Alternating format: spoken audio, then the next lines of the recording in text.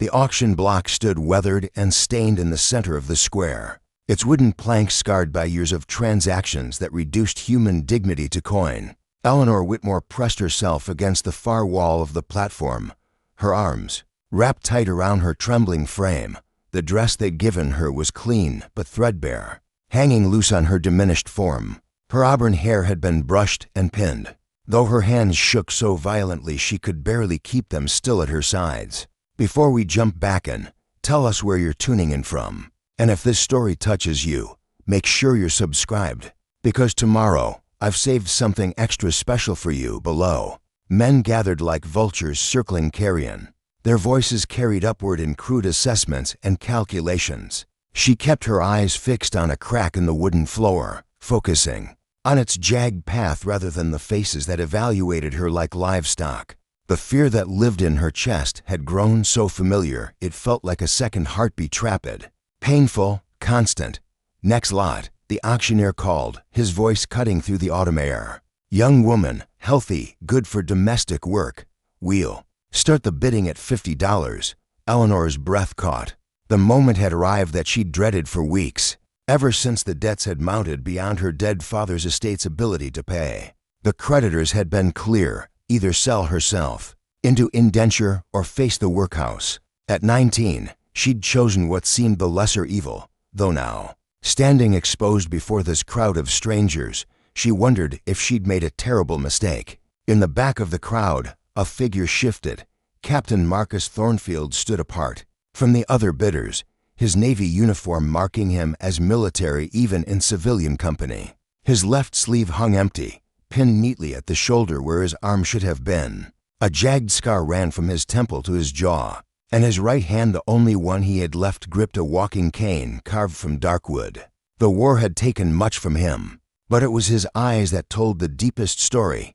They held the hollow distance of a man who'd seen too much death, who'd lost too many friends, who'd come home to a country that celebrated victory while he counted the cost in sleepless nights and phantom pain. He hadn't come to the auction with any intention of bidding. He'd been passing through Millbrook on his way to his inherited property in the mountains, a place he'd never seen, but hoped might offer the solitude his fractured mind craved. The crowd had drawn his attention, and something about the scene, the vulnerability of the woman on the platform, the predatory energy of the men below, stirred something protective in him that he'd thought the war had killed. 3 months earlier, Eleanor Whitmore had been the cherished daughter of Judge Harrison Whitmore, living in a grand colonial house on Elm Street with servants, gardens, and a future that seemed as secure as the oak trees that shaded their property.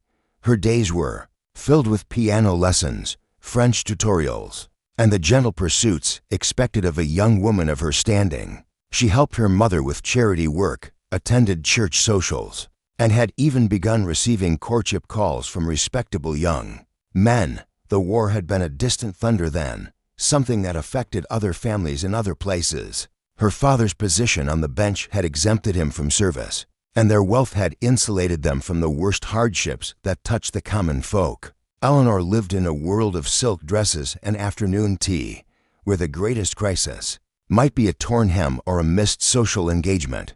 Everything changed on a Tuesday in June when Judge Whitmore collapsed in his chambers. The apoplexy struck him down without warning, leaving him unable to speak or move. Eleanor and her mother, Catherine, rushed to his bedside at the courthouse, but by evening he was gone. The funeral drew hundreds of mourners, all speaking of his integrity, his fairness, his dedication to justice. Eleanor wept behind a black veil, believing her tears were for grief alone. She had no idea they were also for the life she was about to lose. The first hint of trouble came a week after the burial. Mr. Aldrich, her father's attorney, arrived at the house with a leather satchel full of documents and an expression she'd never seen on his usually jovial face.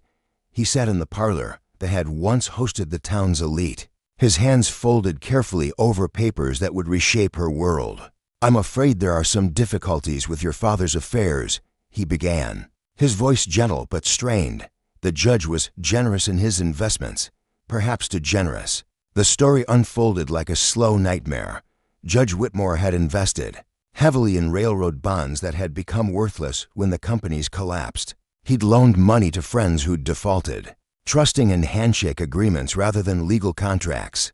Most devastating of all, he'd mortgaged the house and property multiple times to cover his increasingly desperate attempts to recover his losses. "How much do we owe?"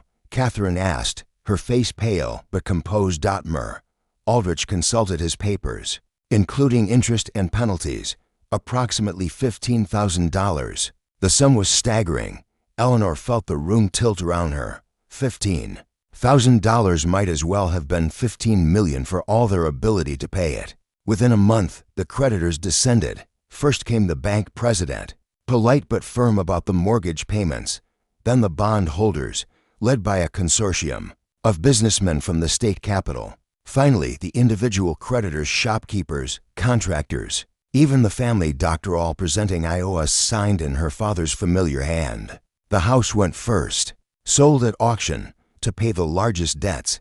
Eleanor watched from across the street as strangers carried out furniture that had been in her family for generations. The mahogany dining table where she'd celebrated every birthday. The piano where she'd spent countless hours practicing scales. Her mother's china cabinet, filled with dishes that had hosted governors and senators. Catherine, already weakened by grief, took ill as they moved into a boarding house with the few possessions they'd been allowed to keep. The stress and shame proved too much for her constitution. She developed a fever that wouldn't break, a cough that grew worse each day. Eleanor nursed her as best she could, but without money for proper medicine or a doctor's care, her mother faded quickly. "Promise me," Catherine whispered on her final night, her hand cold in Eleanor's grip.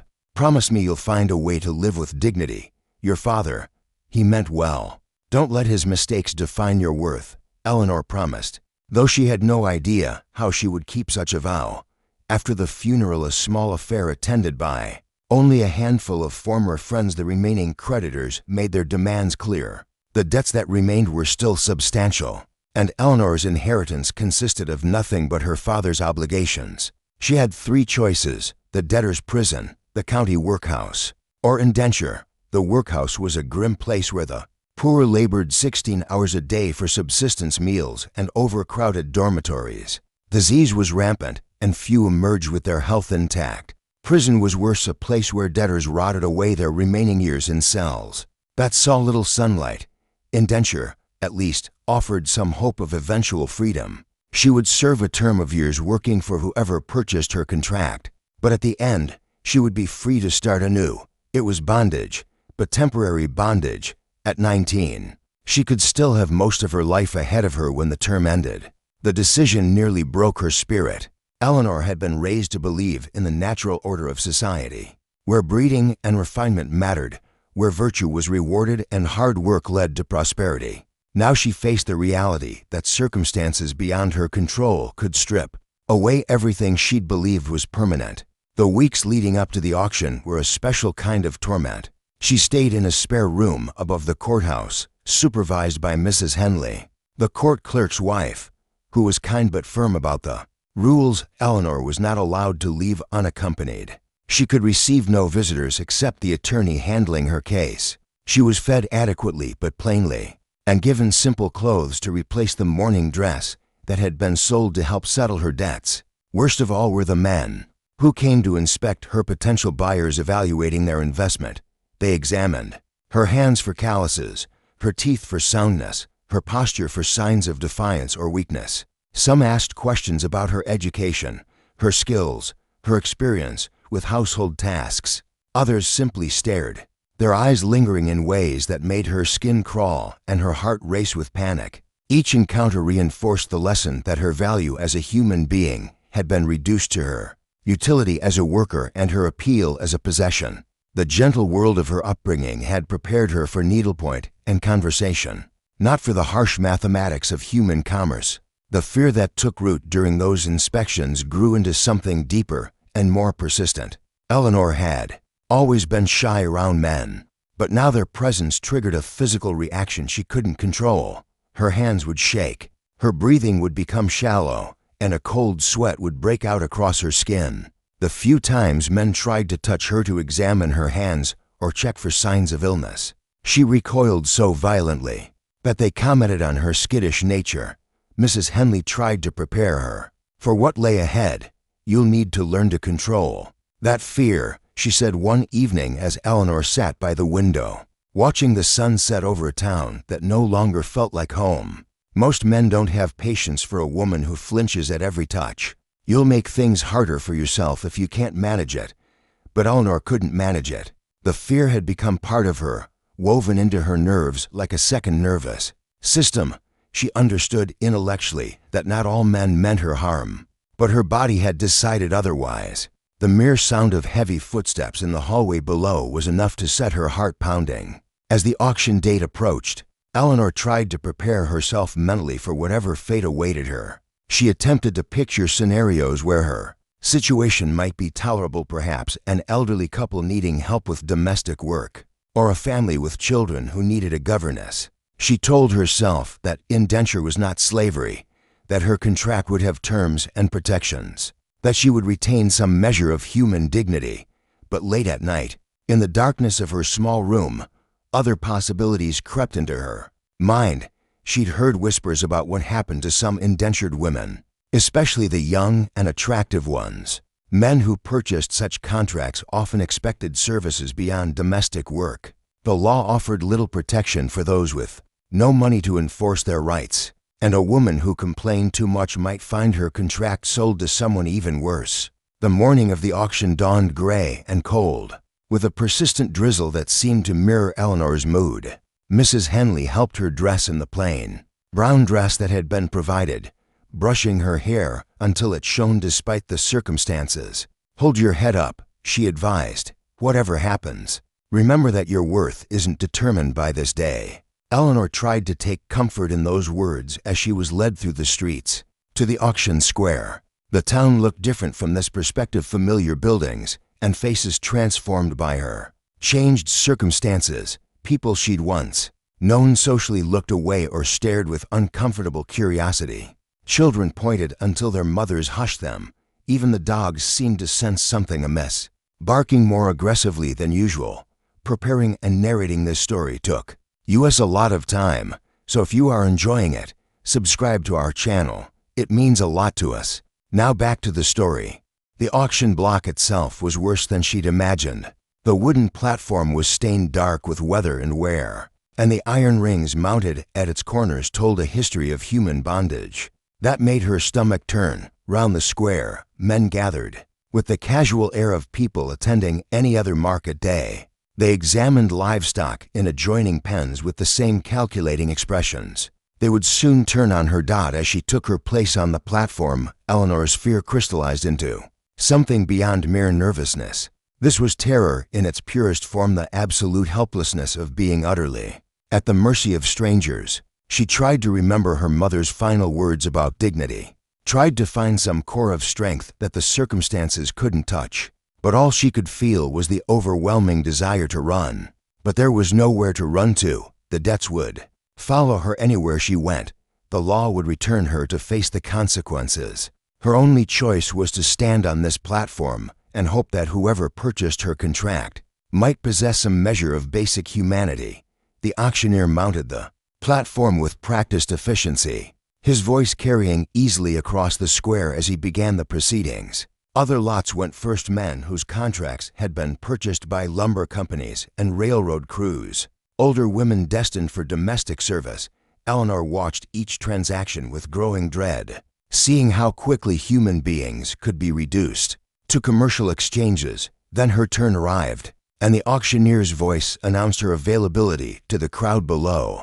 The bidding began at $50, a sum that had once been pocket change for her family, but now represented the price of her freedom. For the next several years, standing there, exposed and vulnerable, Eleanor closed her eyes and tried to transport herself somewhere else, back to her childhood bedroom, to the garden where she'd played as a girl, to any moment when she'd been safe and loved and valued for who she was, rather than what she could do. She had no way of knowing that in the crowd below, a broken soldier was about to make a decision that would change both their lives forever. Marcus Thornfield had not intended to bid. He stood at the edge of the crowd, his weathered coat buttoned against the October chill, watching the proceedings with the detached interest of a man who had grown accustomed to observing human suffering from a distance. The war had taught him that intervention often led to greater tragedy, that sometimes the kindest thing was to look away and let fate take its course. But when the young woman stepped onto the platform, something in her bearing caught his attention. It wasn't her beauty, though she possessed a refined elegance that spoke of better days. It wasn't a pity, though her obvious terror stirred memories of other innocence he'd failed to protect. It was recognition. The way she held herself with desperate dignity, despite her circumstances, reminded him of his younger self, standing at attention while his world crumbled around him. The bidding started conservatively, $50 from a mill owner who needed domestic help, $60 from a farmer whose wife had died the previous winter, $75 from a man Marcus didn't recognize, whose expensive clothes and calculating gaze suggested purposes beyond simple labor. Eleanor trembled visibly as the numbers climbed. Her eyes fixed on some distant point beyond the crowd. Marcus found himself studying her face, noting the way she pressed her lips together to stop them from quivering, how her hands clenched and unclenched at her sides. She was fighting for composure with every breath and losing.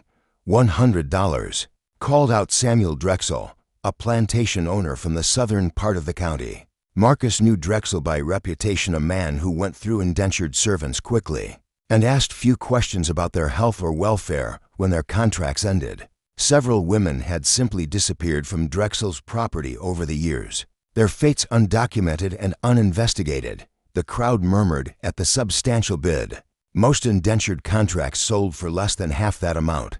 Drexel's wealth allowed him to outbid smaller operators, and his smile suggested he considered the investment worthwhile. Eleanor's reaction was immediate and visceral. She swayed on her feet, her face draining of color as if she recognized the name or saw something in Drexel's expression that terrified her beyond measure. Her breathing became rapid and shallow, and for a moment Marcus thought she might collapse entirely. 100 going at once, the auctioneer called. Marcus felt his right hand tighten around his walking cane. Images flashed through his mind, faces of men he'd served with, good men who'd died while monsters like Drexel lived to prey on the helpless. He thought of his own sister, lost to fever 3 years earlier, and how he'd failed to protect her from their father's drunken rages. He remembered promises made to dying soldiers, oaths sworn in muddy trenches about the world they were fighting to preserve. 100 going twice. The words left his mouth before conscious thought could stop them. To $100. The crowd turned as one, surprise rippling through the assembled bidders. Marcus stepped forward slightly, his limp more pronounced as he navigated the uneven ground. Murmurs followed his movement, speculation about the one-armed stranger who'd just doubled the highest bid of the day. Drexel's face darkened with anger and calculation. He studied Marcus with the cold assessment of a man accustomed to getting what he wanted. 250, he countered, his voice carrying clearly across the square. Marcus had exactly $312 to his name, the sum total of his military pension savings and the modest inheritance from his deceased parents' farm. It represented every cent he possessed in the world, money he'd planned to use for supplies and repairs when he reached his mountain property. He looked up at Eleanor again. She was staring directly at him now, her green eyes wide with something between hope and terror. In that gaze he saw every victim he'd failed to save, every moment when his hesitation had cost lives, every night he'd lain awake wondering if he was a coward disguised as a soldier. $300, he said firmly. The crowd erupted in whispers. $300 was an extraordinary sum for an indenture contract, more than most men earned. In 6 months of labor, Drexel's jaw worked as he considered his options, clearly frustrated by this unexpected competition. The auctioneer looked between the two men, sensing the tension that had suddenly electrified the proceedings. "Do I hear 350? A long moment passed. Drexel could afford to go higher, but the principle of the thing galled him. He was accustomed to intimidating his opposition into submission, but the stranger with the military bearing seemed unmoved by his scowling presence. 300 going at once, the auctioneer called. Going twice, He paused, giving Drexel a final opportunity, sold to the gentleman in the blue coat for $300. Marcus felt a strange mixture of relief and panic as the gavel fell. He'd just spent every penny he possessed on a woman he didn't know, for reasons he couldn't entirely explain. The practical part of his mind, the part that had kept him alive through 3 years of warfare, screamed that he'd made a catastrophic mistake. But when he looked up at Eleanor and saw the tears of relief streaming down her face, he knew he'd made the only choice his conscience would allow. The paperwork was completed in the courthouse office, witnessed by officials who treated the transaction as routine despite its unusual circumstances. Marcus signed his name with his right hand, the signature less elegant than it had been before the war claimed his dominant arm. The contract bound Eleanor to 7 years of service, with specific clauses about her duties, living conditions, and the terms of her eventual release. Eleanor signed with a trembling hand, her script still showing traces of the fine education she'd received. As she set down the pen, she looked up at Marcus for the first time since the auction. "Thank you," she whispered, her voice barely audible. Marcus nodded curtly, uncertain how to respond. He'd acted on impulse, driven by instincts he'd thought. The war had burned out of him. Now, faced with the reality of his decision, he wondered what he was supposed to do with a terrified young woman who jumped every time he moved. The ride to his mountain property took most of the afternoon. Marcus had purchased a sturdy wagon and 2 horses with his remaining few dollars, loading his modest possessions alongside Eleanor's single carpetbag, all she'd been allowed to keep from her former life. They traveled in silence for the first hour, the wagon wheels crunching over fallen leaves as they climbed into the foothills. Eleanor sat as far from him as the narrow bench would allow, her body rigid with tension. Every time the wagon hit a bump or he adjusted the reins, she flinched as if expecting violence. Marcus understood her fear, even if it stung. He'd grown accustomed to the way people reacted to his appearance, the missing arm, the facial scar, the hollow look in his eyes that spoke of things better left unexamined. Children often stared until their parents pulled them away. Women crossed streets to avoid passing too close. Even other veterans sometimes seemed uncomfortable around him, as if his visible wounds reminded them too sharply of their own hidden damage. But Eleanor's fear seemed deeper than mere discomfort with his disfigurement. She radiated terror in a way that suggested trauma beyond the auction block. Her reactions were those of someone who'd learned to expect pain from human contact, who'd been taught through bitter experience that men were creatures to be avoided at all costs. The mountain property, when they finally reached it, was even more isolated than Marcus had expected. The previous owner had been a hermit who'd carved out a small homestead in a valley, surrounded by dense pine forest. A narrow creek ran through the property, providing fresh water year-round. The cabin was small but solidly built, with a stone fireplace and windows that faced east toward the sunrise. It was exactly what Marcus had hoped for, a place where the war's echoes might finally fade, where he could live without the constant reminders of all he'd lost. But now, looking at it through Eleanor's eyes, he saw how the isolation might feel like a prison to someone already traumatized by powerlessness.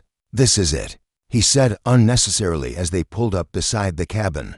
Eleanor nodded without speaking, her gaze taking in the surrounding wilderness. No neighbors for miles, no roads except the narrow track they'd followed up from the valley, no one to hear screams or pleas for help. Marcus began unloading their belongings, moving slowly to accommodate his disability and trying not to make any sudden movements that might startle her further. Eleanor climbed down from the wagon on her own, stumbling slightly on legs stiff from the long ride. The cabin's interior was spartanly furnished but clean. The previous owner had left behind a table, 2 chairs, a bed frame, and little else. Marcus had purchased basic supplies in town: flour, salt, coffee, a few tools, but the place felt empty and cold. "You can have the bed," Marcus said, breaking the silence that had stretched between them. "I'll make do with blankets by the fire." Eleanor looked at him sharply, as if suspecting some trick. "That's not, I'm supposed to serve you. The contract says you work for me." Marcus interrupted. "It doesn't say you give up basic human dignity. You'll sleep in the bed." "I'll take the floor." She stared at him for a long moment, clearly struggling to understand his motives. In her experience, men who spent large sums of money on women expected certain returns on their investment. The fact that he was offering her the only bed in the cabin contradicted everything she'd been taught to expect. "I don't understand you," she said finally. "That makes two of us," Marcus replied, beginning to unpack their supplies. "I didn't plan to buy your contract. I'm not sure what I plan to do with you now that I have." The honesty seemed to surprise her. Eleanor had expected either false kindness designed to lower her guard, or immediate demands for services beyond domestic work. This straightforward admission of uncertainty was something she hadn't anticipated. As evening approached, they worked together to prepare a simple meal: beans and cornbread cooked over the fireplace. Eleanor moved carefully round the small space, hyper-aware of Marcus's presence, but gradually realizing that he made no effort to crowd or corner her. He kept his distance, spoke only when necessary, and seemed as uncomfortable with their situation as she was. The meal was eaten in awkward silence, both of them lost in their own thoughts. Eleanor found herself studying her new master owner. She corrected herself bitterly when she thought he wasn't looking. He was probably in his early 30s, with prematurely gray hair and lines around his eyes that spoke of pain, both physical and emotional. His movements were careful and economical, the result of learning to function with only one arm. But despite his obvious strength, he seemed to go out of his way to appear non-threatening. After supper, Marcus excused himself to tend to the horses and check the property's boundaries. Eleanor used his absence to examine the cabin more thoroughly, noting exits, potential weapons, places to hide if necessary. The habits of self-preservation had been carved deep by recent experience. When Marcus returned, he found her sitting rigidly in one of the chairs, hands folded in her lap like a child awaiting punishment. "You don't have to sit like that," he said gently. "This isn't a prison, isn't it?" The words slipped out before Eleanor could stop them, followed immediately by a flush of fear at her own boldness. Marcus considered her question seriously. "I suppose it depends on your perspective. You're bound to me by law for 7 years. You can't leave without my permission."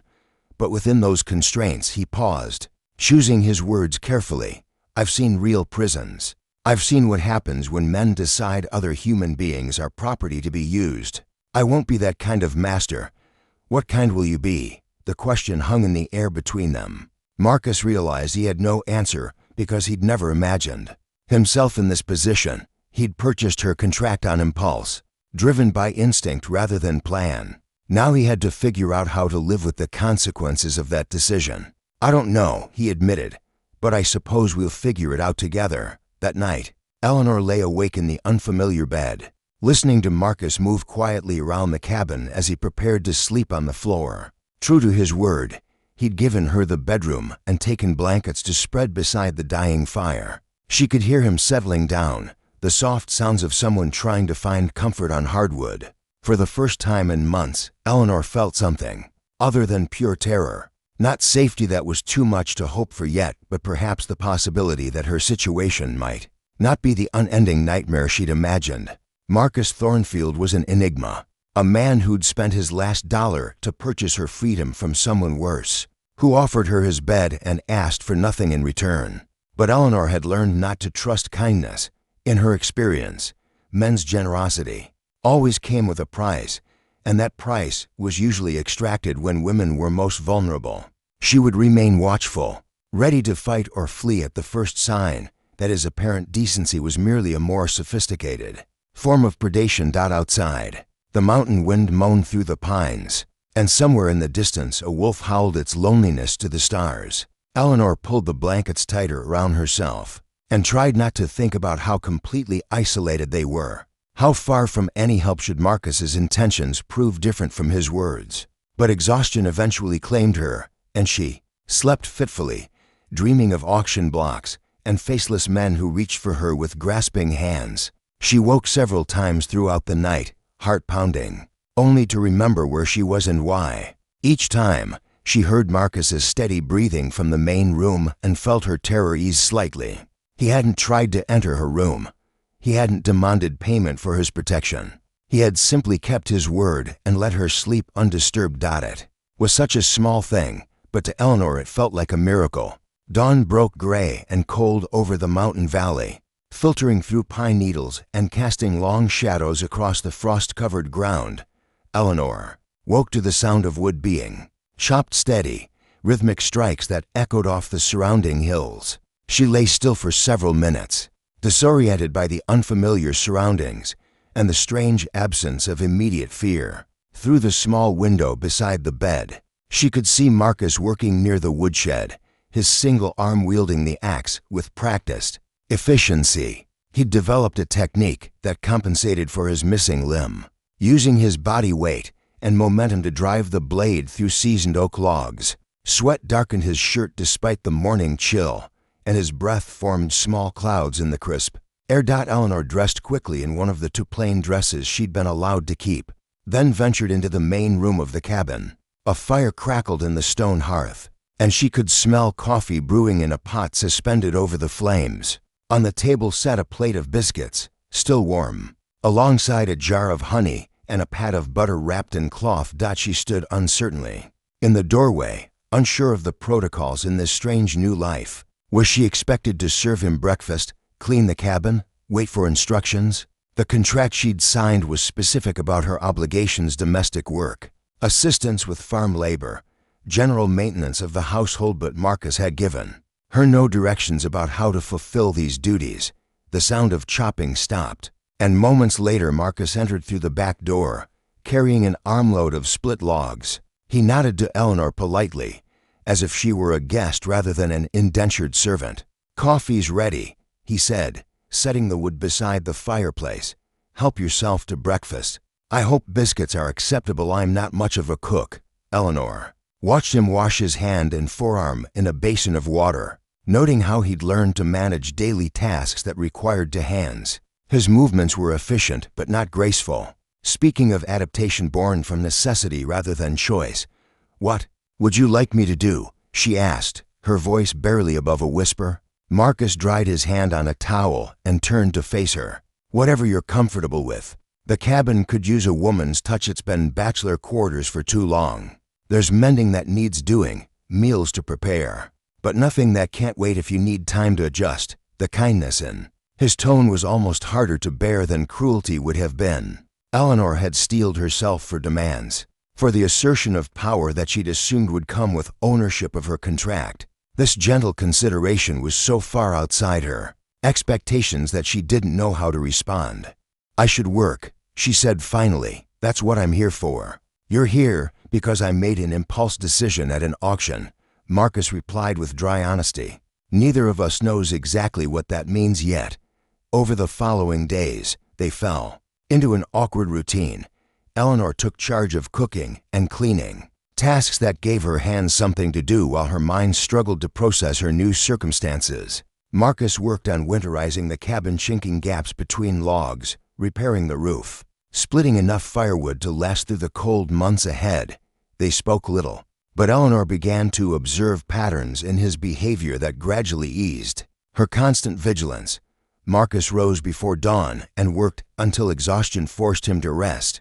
He never entered her room without permission, never stood too close, never made sudden movements that might startle her. When he handed her tools or dishes, he was careful not to let their fingers touch. At meals, he ate quickly and efficiently, as if food was fuel rather than pleasure. Sometimes she caught him staring into the fire with an expression of such profound sadness that she forgot her own troubles momentarily. Other times, usually when thunder rolled across the mountains or unexpected sounds broke the forest silence, she noticed how his body would tense and his right hand would unconsciously reach for a weapon. That wasn't there. Marcus Thornfield, she realized, was as damaged by his past as she was by hers. The revelation came on their 5th day together, when a sudden autumn storm rolled through the valley. Eleanor was washing dishes when the first thunderclap shook the cabin, so loud and unexpected that she dropped a tin plate and cried out in alarm. The sound echoed off the mountains like artillery fire, followed by another boom that seemed to shake the very foundations of their small sanctuary. She spun around to find Marcus, pressed against the far wall, his face ashen and his single hand clutched against his chest. His breathing was rapid and shallow, and his eyes held the wild look of someone fighting an enemy only he could see, the lines broken. He muttered, his voice hoarse and distant, "Jenkins is down. Where's the medic? We need covering fire for the retreat." Eleanor stood frozen, watching as Marcus relived some battle from his past. The thunder crashed again, and he flinched as if dodging incoming shells. His body shook with tremors that had nothing to do with cold and everything to do with memories that refused to stay buried. Without thinking, Eleanor moved toward him. Every instinct screamed at her to maintain distance, to avoid physical proximity. With a man in distress, but something deeper overrode her fear. She'd seen this before. Her father had sometimes experienced similar episodes. After particularly difficult court cases involving violence, the human mind, she'd learned, could only absorb so much trauma before it began to fracture under the weight. "Marcus," she said softly, stopping just out of arm's reach, "you're not there anymore.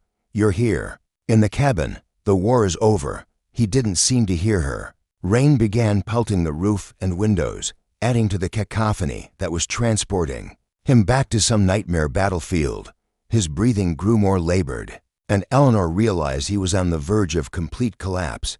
She took another step forward, then another, until she was close enough to touch him. Her own hands trembled with the effort of overcoming years of conditioning that taught her to flee from distressed men. But something about Marcus's vulnerability made him seem less threatening than pitiable. "It's Eleanor," she whispered, raising her hands slowly toward his shoulder. "You saved me from the auction, remember? We're in your cabin in the mountains. You're safe." The moment her fingers made contact with his shirt, Marcus jerked as if struck by lightning. His eyes snapped into focus, wild and confused, and for a heartbeat Eleanor thought he might lash out in his disorientation.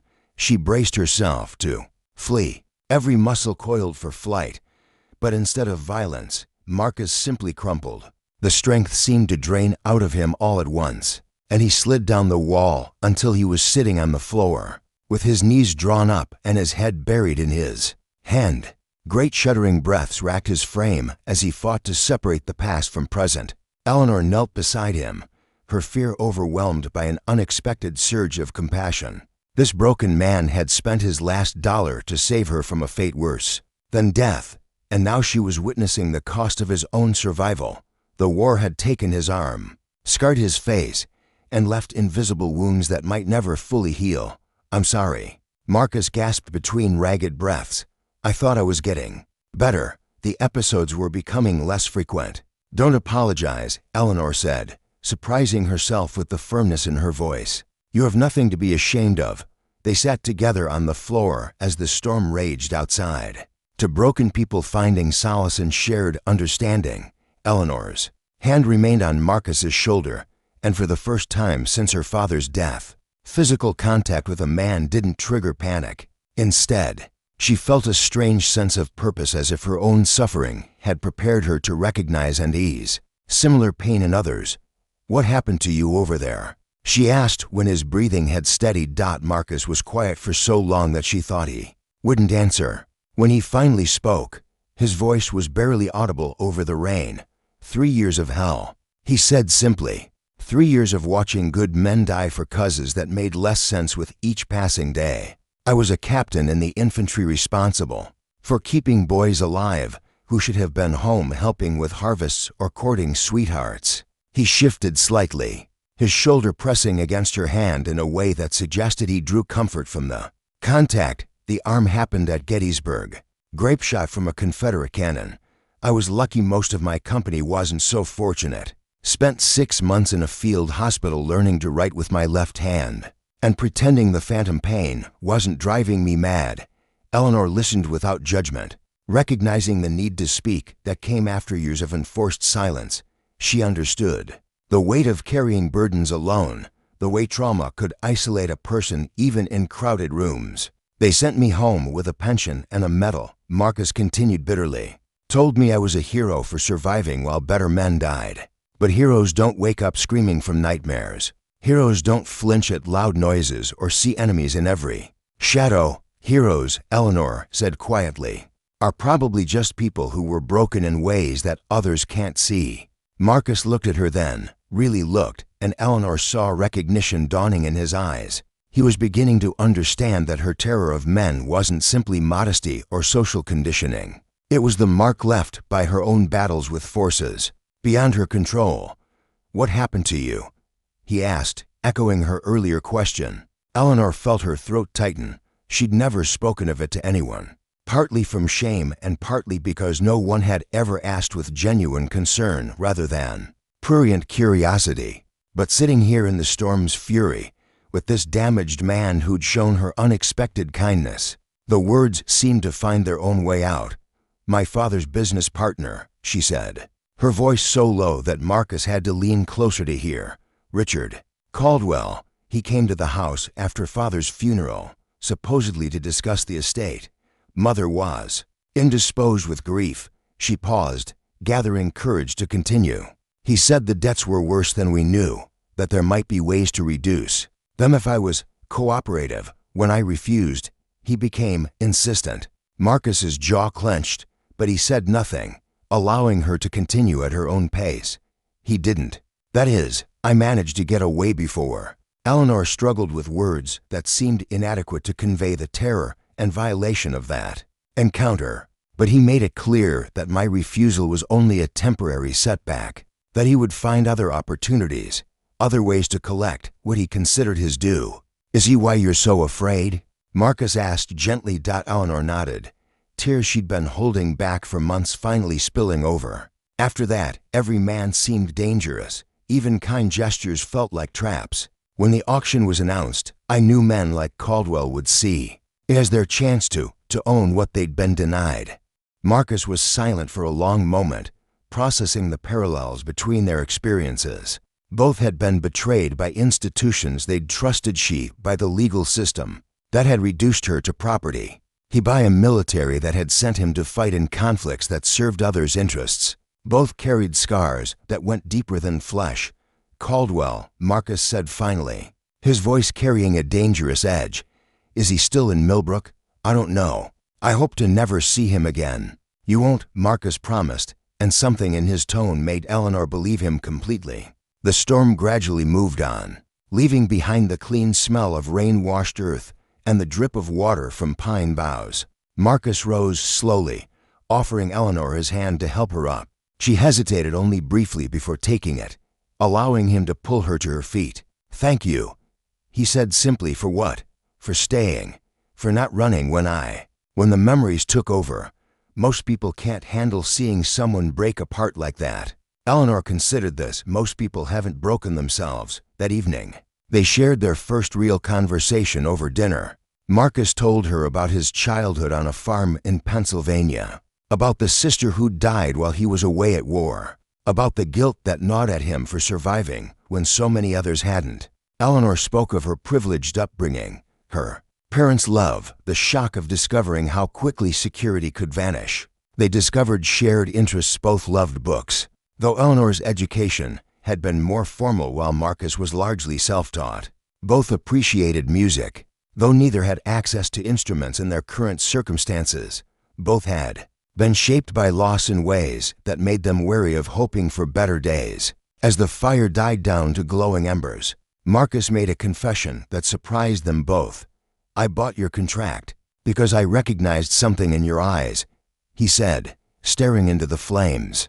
"The same look I see in my own mirror, someone who's been pushed beyond their breaking point and is still somehow standing." "And now," Eleanor asked, "now I think maybe we can help each other heal, if you're willing." Eleanor looked at the strange, damaged man who'd become her salvation and her responsibility in equal measure. The future stretched ahead of them, 7 years bound together by legal contract, but perhaps by something deeper as well. It wouldn't be easy. Trust would have to be built slowly, carefully, like a bridge constructed over a chasm. But for the first time since her father's death, Eleanor felt the possibility of hope stirring in her chest. "I'm willing," she said. Outside, the stars emerged from behind the departing storm clouds, brilliant and cold in the mountain sky. Inside the cabin, 2 wounded souls began the delicate work of learning to be human again. Together, The weeks following the storm brought an unexpected rhythm to their mountain sanctuary. Eleanor woke each morning to the sound of Marcus splitting wood or repairing some aspect of their modest homestead, his determined efficiency a counterpoint to her own careful domestic routines. The awkward silences that had marked their first days together gradually gave way to comfortable quiet, punctuated by small conversations that revealed layers of personality. Beneath their respective armor, Eleanor discovered that Marcus possessed a dry sense of humor that emerged when he felt safe enough to lower his guard. While teaching her to stack firewood properly, he commented that military precision was useful for more than marching formations. When she accidentally burned a batch of cornbread, he observed that battlefield rations had prepared him for culinary disasters of epic proportions. These small jokes, delivered with barely a hint of a smile, began to chip away at the wall of fear she'd built around her heart. Marcus, in turn, learned that Eleanor's refined upbringing had given her skills beyond parlor accomplishments.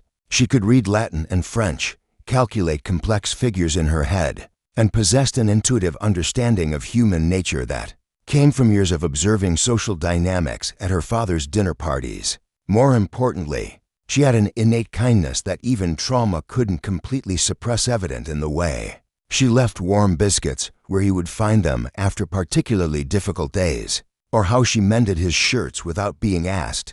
The turning point came 3 weeks after Eleanor's intervention during his episode. Marcus was attempting to repair a section of the cabin's roof, where autumn winds had loosened several shingles. The work required balancing on a steep pitch while hammering with his one functional arm, a feat that would have challenged an able-bodied man. Eleanor watched from the garden, where she was harvesting the last of the season's vegetables, her anxiety mounting as she observed his precarious position. When Marcus shifted his weight to reach a particularly stubborn shingle, the wooden ladder beneath him creaked ominously. "Be careful," she called, unable to keep the worry from her voice. "Always am," Marcus replied. Though the strain in his voice suggested otherwise, the ladder chose that moment to prove its age. One of the support rungs snapping with a sharp crack, Marcus grabbed for the roof edge as his footing disappeared.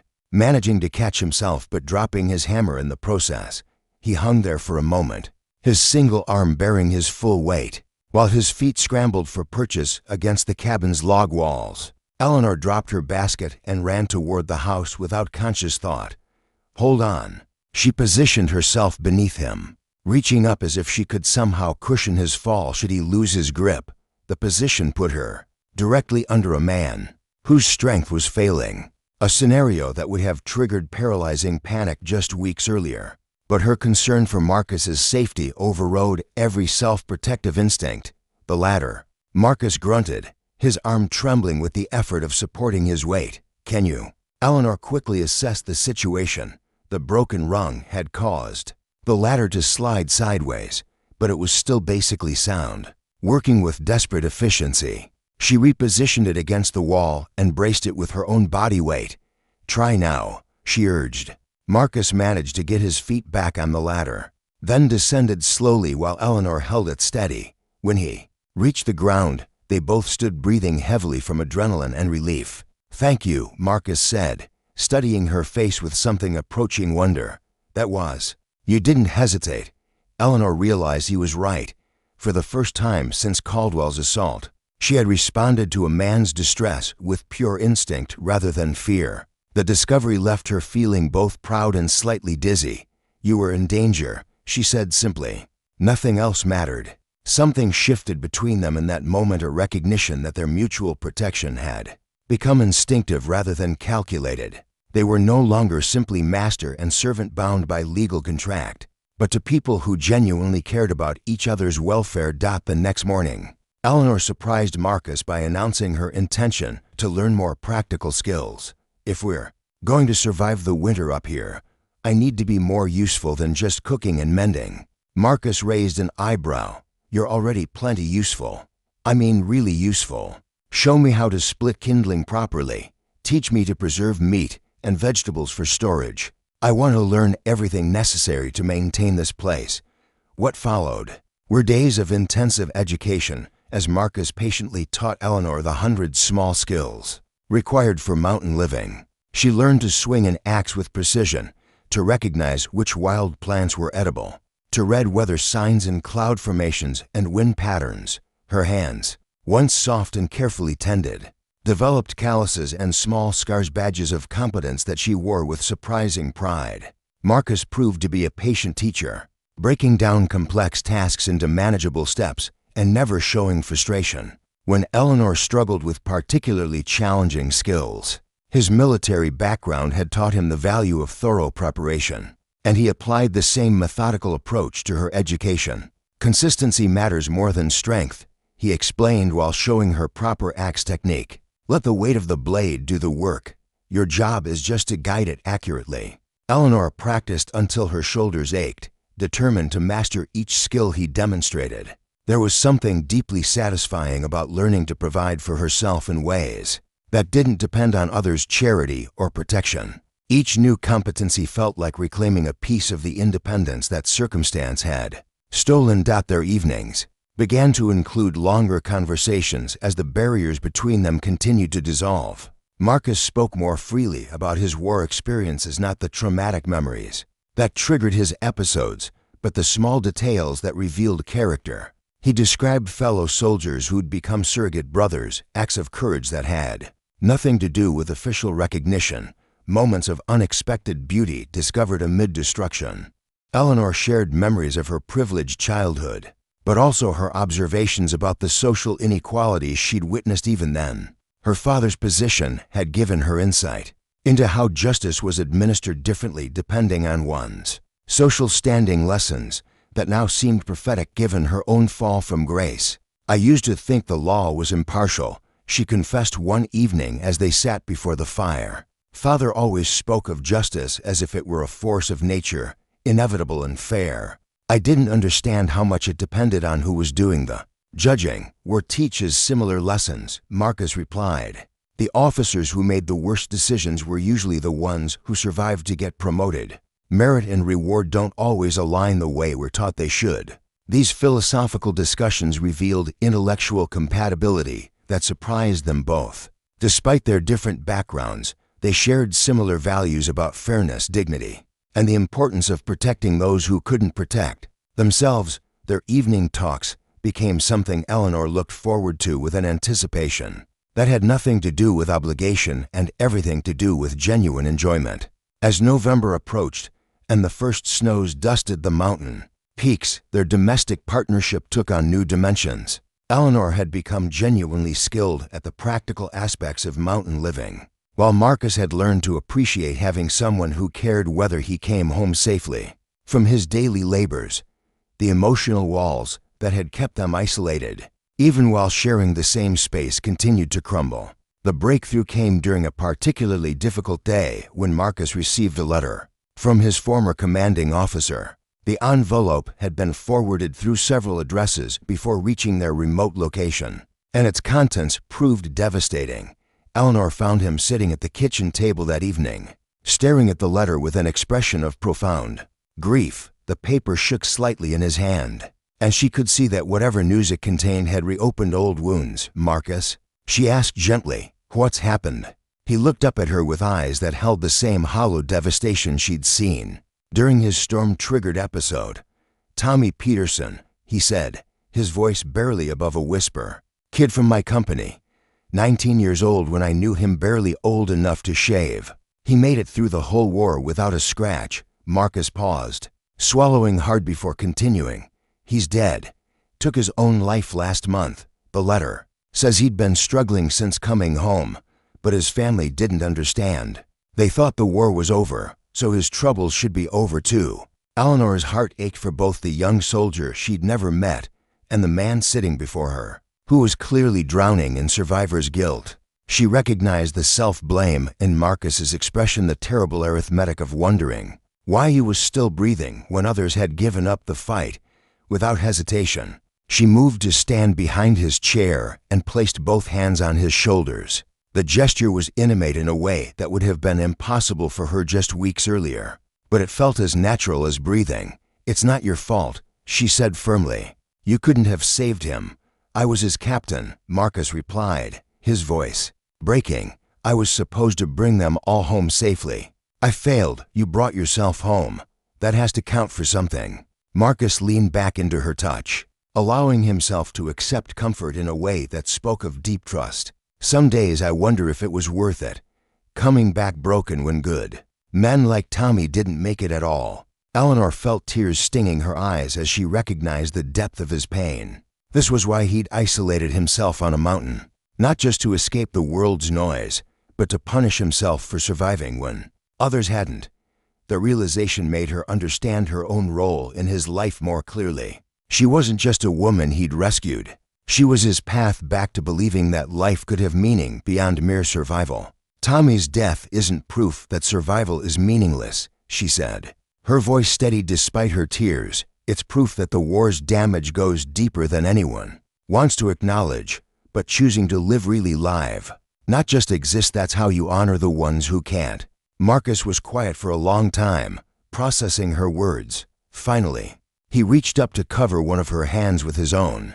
The contact sent warmth through Eleanor's entire body. Not the cold fear she'd once associated with men's touch, but something entirely different, something that felt dangerously close to affection. "How did you get so wise?" he asked, suffering. Eleanor replied honestly, "It either breaks you completely or teaches you things you never wanted to learn." That night, Marcus didn't retreat to his usual spot by the fireplace. Instead, he sat with Eleanor on the small porch, wrapped in blankets against the November chill, watching stars emerge in the crystalline mountain air. They talked until dawn about loss and survival, about finding meaning in the midst of senseless tragedy, about the responsibility of the living to make their continued existence worthwhile. By morning, something fundamental had changed between them. They had moved beyond the careful politeness of strangers sharing space, beyond even the mutual assistance of damaged people helping each other heal. What existed now was deeper, a partnership built on genuine understanding and growing affection. Eleanor woke to find a small bouquet of late-blooming wildflowers on the kitchen table, along with a note written in Marcus's careful script. "Thank you for reminding me that some things are worth fighting for." She pressed one of the flowers between the pages of her journal, a gesture that would have seemed impossibly romantic in her former life, but now felt like preserving evidence of hope itself. The girl who had been sold at auction would never have imagined finding happiness in a remote mountain cabin with a broken soldier. But the woman she was becoming understood that the most precious things were often discovered in the most unlikely places. As winter approached, and they prepared their small homestead for the harsh months ahead, Eleanor realized that she was no longer simply enduring her circumstances. For the first time since her father's death, she was actively looking forward to tomorrow. The future, which had once seemed like an endless prison sentence, now held the promise of continued discovery, both of the world around them and of each other. The foundation they were building together was stronger than any legal contract, more binding than any indenture agreement. It was constructed from mutual respect, shared vulnerability, and the growing recognition that they had found in each other something worth protecting. At any cost, December arrived with a vengeance, bringing blizzards that transformed their mountain valley into an Arctic landscape. Snow fell in sheets so thick that Eleanor couldn't see the barn from the cabin windows, and the wind howled through the pine forests with a sound like the voices of the damned. For 3 days, they were completely cut off from the outside world, dependent entirely on their preparations and each other for survival. Marcus had warned her about mountain winters, but Eleanor discovered that intellectual understanding differed vastly from lived experience. The cold was unlike anything she'd encountered in her sheltered town life, a bone-deep chill that seemed to penetrate every layer of clothing and find its way into the very marrow of her being. The cabin's stone fireplace worked constantly, consuming firewood at an alarming rate despite their careful conservation efforts. "We'll need to ration the wood more carefully," Marcus observed on the 4th morning as he surveyed their dwindling supply. "This storm could last another week, and we can't risk running out of fuel." Eleanor nodded, wrapping her shawl tighter around her shoulders. She'd learned to recognize the signs of Marcus's practical worry, the way his jaw tightened when calculating supplies, how his eyes grew distant as he mentally inventoried their resources, the responsibility of keeping them both alive through the harsh season. weighed heavily on his shoulders. "I could help gather more wood when the storm breaks," she offered. "You've taught me to recognize which fallen branches will burn best, too." "Dangerous in weather like this," Marcus replied, though she could see he appreciated the offer. "The snow's deep enough to hide ravines and unstable ground. Better to conserve what we have and hope for a break in the weather." Their conversations during those storm-bound days revealed new depths of character in both of them.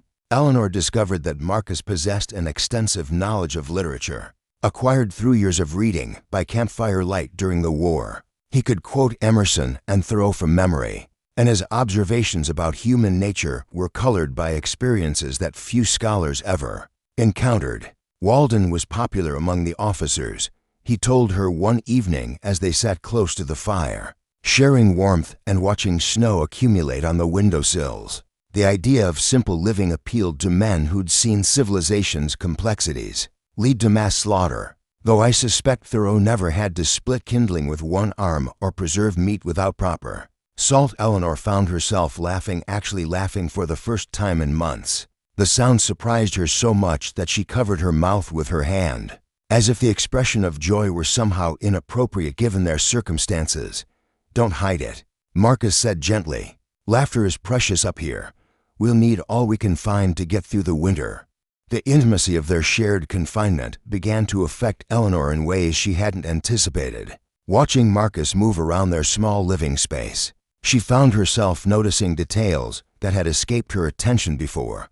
The way he favored his left side when fatigue set in, how he unconsciously touched his missing arm when deep in thought, the careful precision with which he performed every task, compensating for his disability through meticulous planning. More troubling were the moments when she caught herself studying his face in the firelight, admiring the strong line of his jaw or the way his eyes crinkled when he was genuinely amused.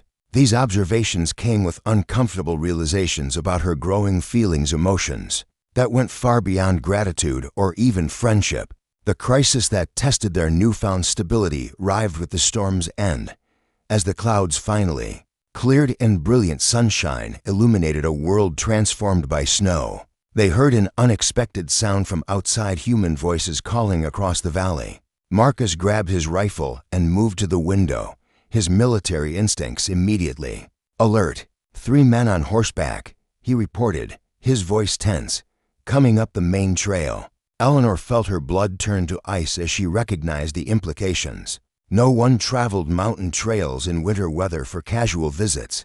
These men had come with a specific purpose, and given her legal status as indentured property, their presence could only mean trouble. "Should I hide?" she asked, already moving toward the back room. "No," Marcus said firmly. "We face this together, but stay behind me." Through the frost-covered window, Eleanor watched 3 riders emerge from the tree line. Even at a distance, she could see they were well equipped for winter travel, with heavy coats and provisions suggesting they'd come from considerable distance. The lead rider was a large man with the bearing of someone accustomed to authority. Marcus opened the door. As the men approached, his rifle held casually but ready. His missing arm was less noticeable when he stood in a defensive posture, and Eleanor realized he was deliberately projecting an image of strength despite his disability. "Gentlemen," Marcus called out as they drew near, "you're a long way from anywhere in weather like this." The lead rider dismounted, his movements suggesting military training. He was perhaps 40 years old, with graying hair and cold blue eyes that assessed their cabin and surroundings with professional thoroughness. "Captain Thornfield," the man said, his voice carrying an authority that made Eleanor's stomach clench with dread. "I'm Deputy Marshal James Crawford. We need to talk." Eleanor recognized the name immediately. Crawford was one of Samuel Drexel's associates, a man who'd been present at the auction but hadn't participated in the bidding. His appearance here, in the depths of winter, could only mean that Drexel hadn't forgotten his humiliation at losing her contract. "What brings you to my property, Marshal?" Marcus asked, his tone neutral but wary. Crawford gestured to his companions, 2 younger men who looked like hired muscle, rather than legitimate law enforcement. "We're investigating reports of irregularities in the purchase of an indentured servant contract, specifically concerns that the woman in question may be held under improper conditions. The lie was smoothly delivered, but Eleanor could see through it immediately. Drexel had found a way to challenge Marcus's legal ownership, probably through some technicality or fabricated complaint about her treatment. Miss Whitmore's contract was purchased legally at public auction. Marcus replied calmly. All paperwork was properly filed with the county courthouse. That may be, Crawford said, his eyes shifting to Eleanor, who stood in the doorway. But we've received complaints about her welfare. As officers of the law, we're obligated to investigate. Eleanor forced herself to step forward, despite every instinct screaming at her to flee. I'm perfectly well, Marshal Crawford. Captain Thornfield has treated me with nothing but respect and kindness. Crawford's smile was cold and predatory. I'm sure you feel obligated to say that, miss. But the law requires us to examine the situation more thoroughly.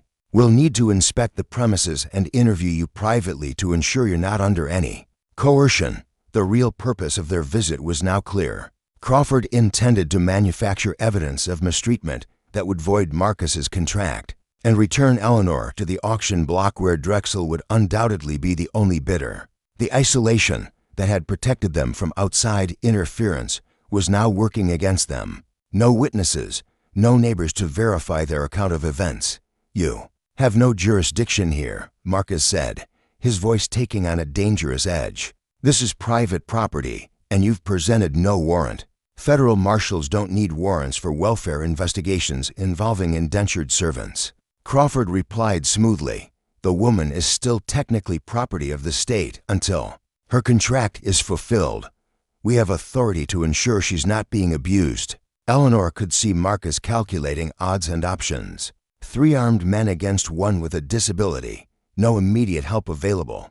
The law, however corrupted, technically on their side. The situation was rapidly deteriorating toward violence. That Marcus couldn't win. Perhaps, Eleanor said carefully. The marshal could explain exactly what complaints have been made.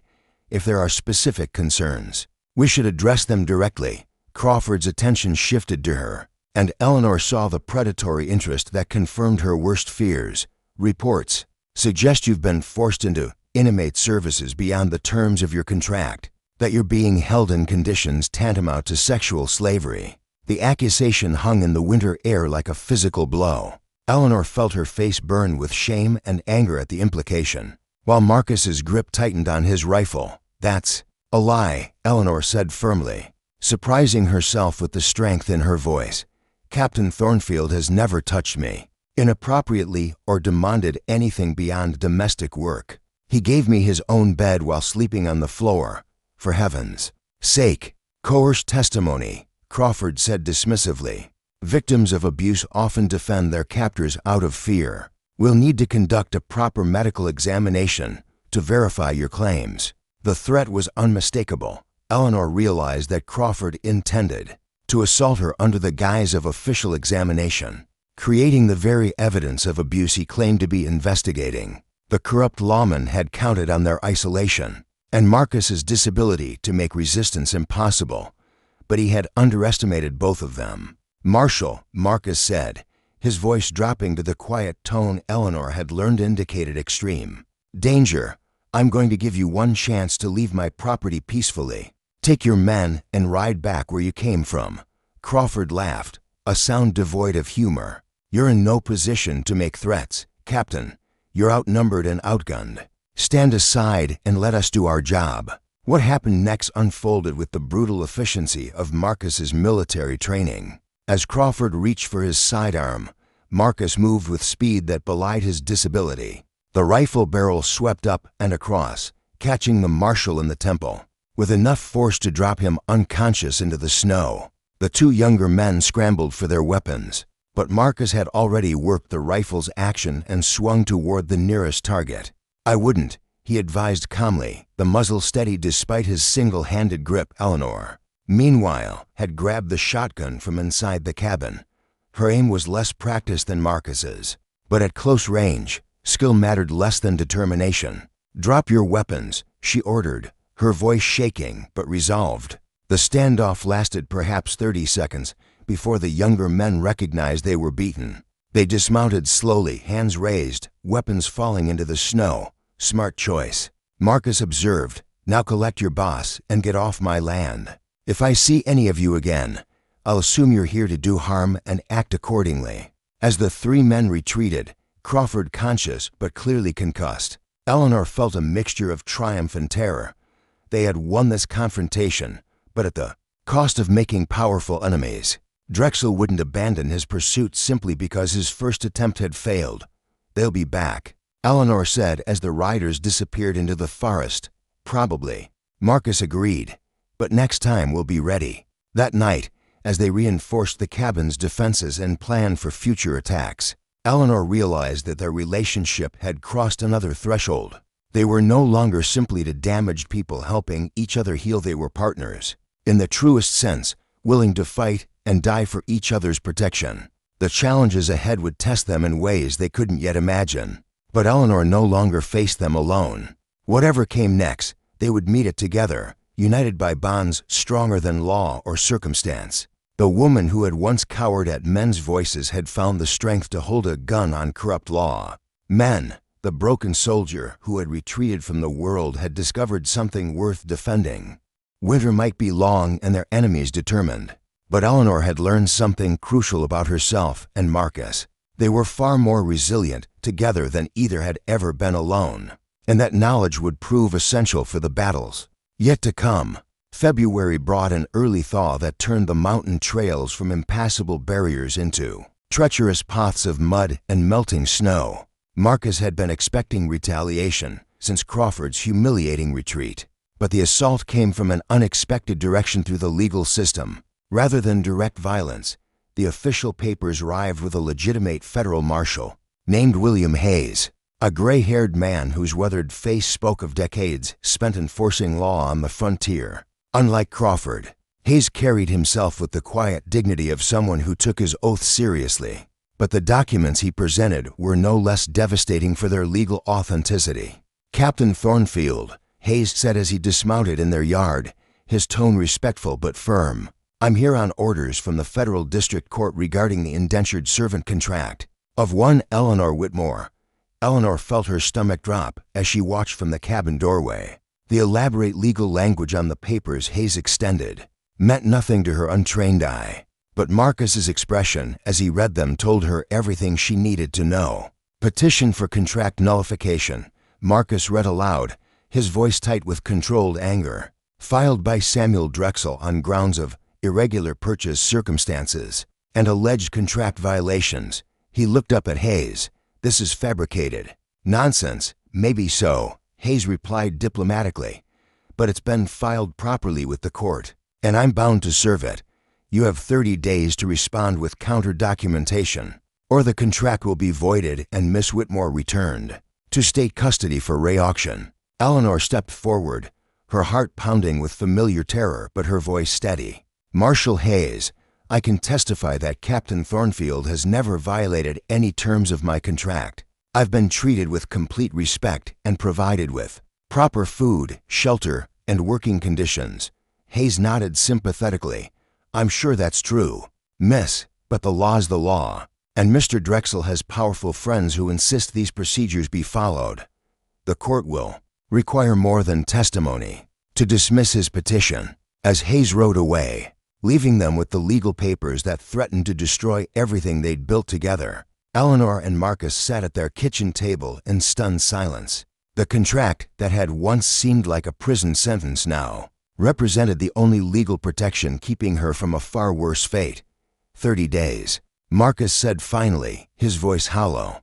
"We need evidence of Drexel's corruption, documentation of Crawford's illegal actions, something to prove this is a conspiracy rather than legitimate concern for your welfare." Eleanor studied the legal documents, noting the precise language and official seals that gave them such terrible authority. "Drexel's smart," she said bitterly. "He's using the system against us instead of breaking the law himself. Even if we expose Crawford's behavior, Drexel can claim he was acting independently."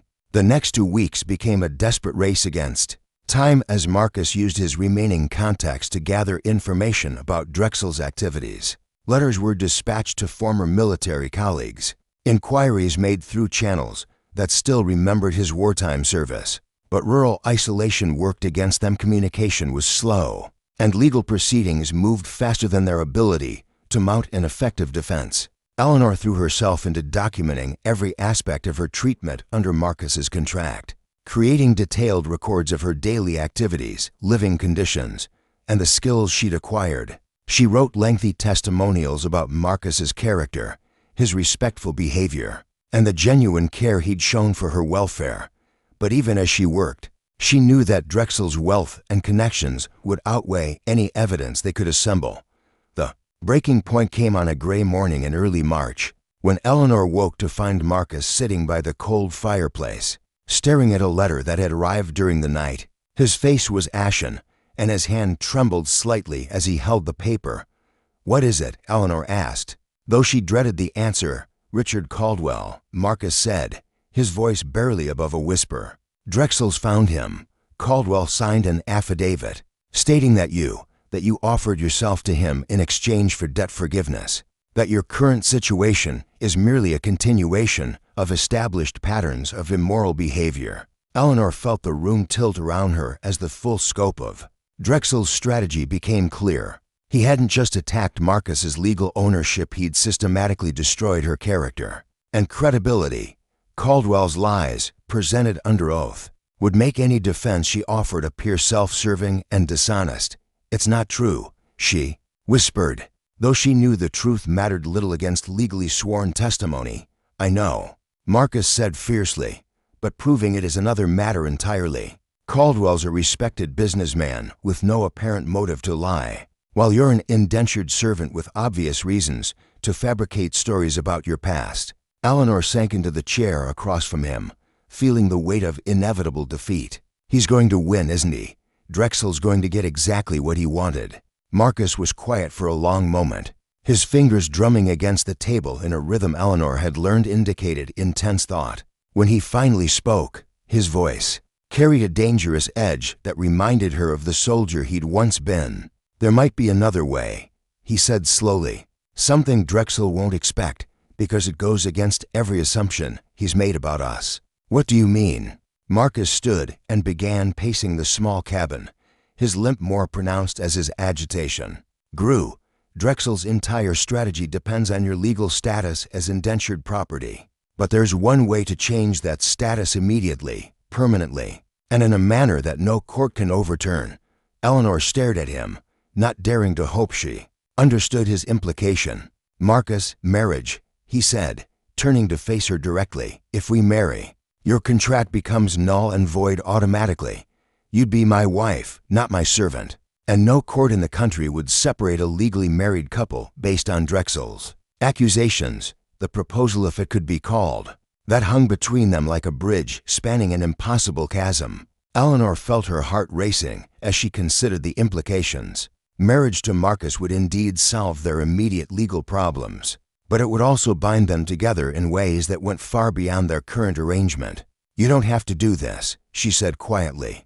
"I won't trap you into marriage just to escape Drexel. Is that what you think this is?" Marcus asked, moving closer until he stood directly in front of her chair. "Eleanor, I'm not proposing out of legal necessity. I'm proposing because somewhere in these past months I fell in love with you." The confession hit Eleanor like a physical blow. She'd sensed the growing connection between them, felt her own feelings deepening beyond gratitude or friendship. But hearing Marcus speak of love transformed everything. This wasn't a marriage of convenience, it was an acknowledgement of what had been building between them since the first night he'd given her his bed and asked for nothing in return. "I love you too," she whispered, the words feeling both foreign and perfectly natural on her tongue. "But marriage, Marcus, are you certain this isn't just your protective instincts talking?" "I've never been more certain of anything in my life," he replied, kneeling beside her chair and taking her hand in his. "Eleanor, you've given me reasons to hope again, to believe that life can hold joy instead of just survival. I want to spend whatever years I have left learning to be the man you deserve."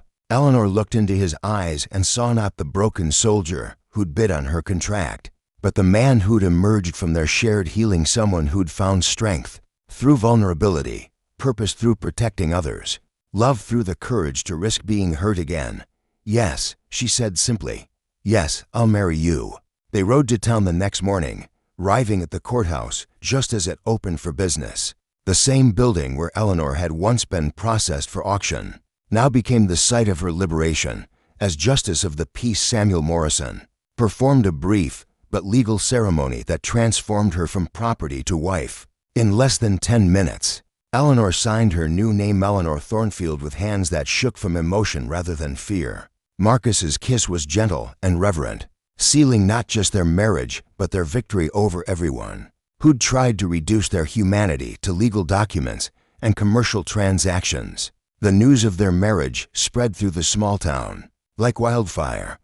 By afternoon, Samuel Drexel had arrived with Crawford and 2 lawyers, demanding to speak with the Justice of the Peace about the legality of the union. Eleanor watched from the courthouse steps as Drexel's face purpled with rage upon learning that his elaborate legal strategy had been rendered meaningless by a $5 marriage license.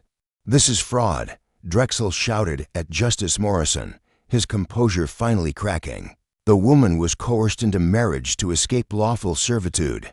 The woman in question, Morrison replied with dry amusement, is now Mrs. Thornfield, and she struck me as quite enthusiastic about the arrangement. "Unless you have evidence of coercion that occurred within my courthouse, I suggest you accept that your petition has become moot." Eleanor felt a surge of vindictive satisfaction as she watched Drexel's defeat. The man who'd assumed he could purchase and abuse her had been outmaneuvered by the very system he'd tried to corrupt. His wealth and connections meant nothing against the simple legal fact of her marriage. But Drexel wasn't finished. As Eleanor and Marcus prepared to leave town, Crawford approached them in the street, his hand resting meaningfully on his sidearm. "This isn't over, Thornfield," Crawford said, his voice low enough that nearby witnesses couldn't hear the threat. "Accidents happen to people who embarrass important men. Mountain trails can be dangerous, especially for couples traveling alone." Marcus stepped protectively in front of Eleanor, his own hand moving to the pistol he now wore openly. "Is that an official threat, Deputy Marshal? Because I'd hate for there to be any misunderstanding about your intentions."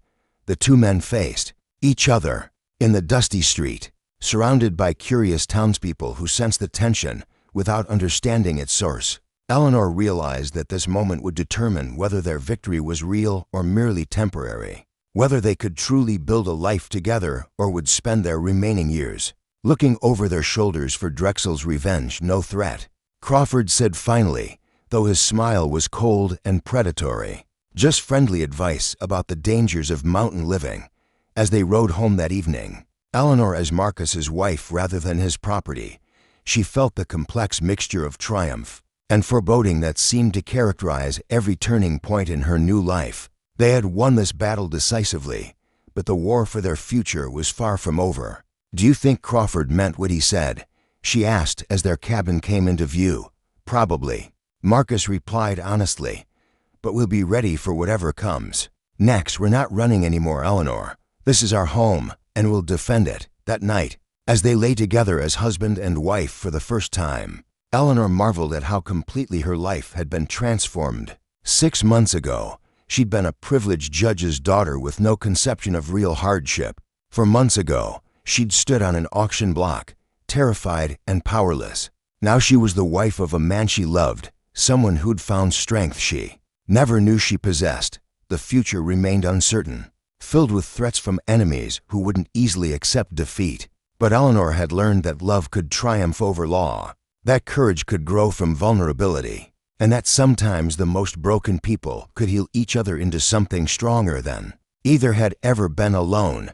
Tomorrow would bring new challenges, but tonight belonged to them, 2 souls who'd found each other in the darkness and chosen to build their own light.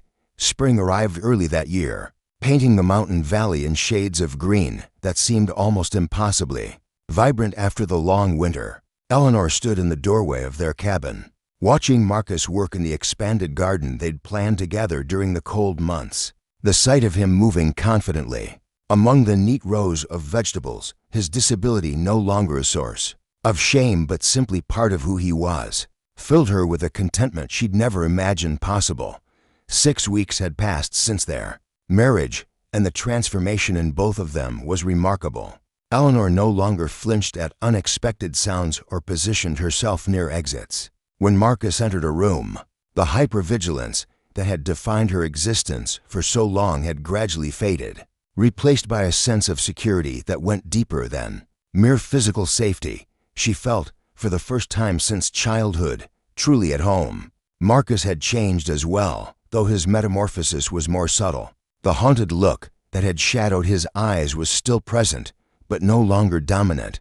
He slept through most nights without the nightmares that had once plagued him, and when the warm memories did surface, he no longer faced them alone. Eleanor had learned to recognize the signs of his episodes and developed an intuitive understanding of when to offer comfort and when to simply remain a steady presence nearby. Their marriage had settled into a rhythm that surprised them both. With its naturalness, they worked together during the day, Eleanor tending the house and garden while Marcus handled the heavier labor of maintaining their property. Evenings were spent in conversation or comfortable silence, reading by firelight, or planning improvements to their homestead. The physical intimacy between them had developed slowly, with a tenderness that honored both their damaged histories and their growing trust. But the peace of their mountain sanctuary was about to be tested in ways they hadn't anticipated. The first sign of trouble came with a visit from Dr. Benjamin Walsh, a traveling physician who made monthly rounds through the remote settlements. Eleanor had been feeling unwell for several days, not sick exactly, but different in ways she couldn't quite articulate. Her appetite had changed, certain smells made her queasy, and she felt a bone-deep fatigue that seemed unrelated to her daily activities. Dr. Walsh was a kindly man in his 60s, whose gentle manner put Eleanor at ease during his examination. After asking detailed questions about her symptoms and conducting a thorough physical assessment, he delivered news that left both Eleanor and Marcus speechless. "Congratulations, Mrs. Thornfield," Dr. Walsh said with a warm smile. "You're going to have a baby. I'd estimate you're about 6 weeks along." Eleanor felt the world tilt around her as the implications of his words sank in. A baby. She was going to be a mother. The life growing inside her represented everything she'd lost and thought she'd never have: family, continuity, a future that extended beyond mere survival. Marcus's reaction was equally profound but more complex. Eleanor saw joy warring with terror in his expression as he contemplated the responsibility of raising a child.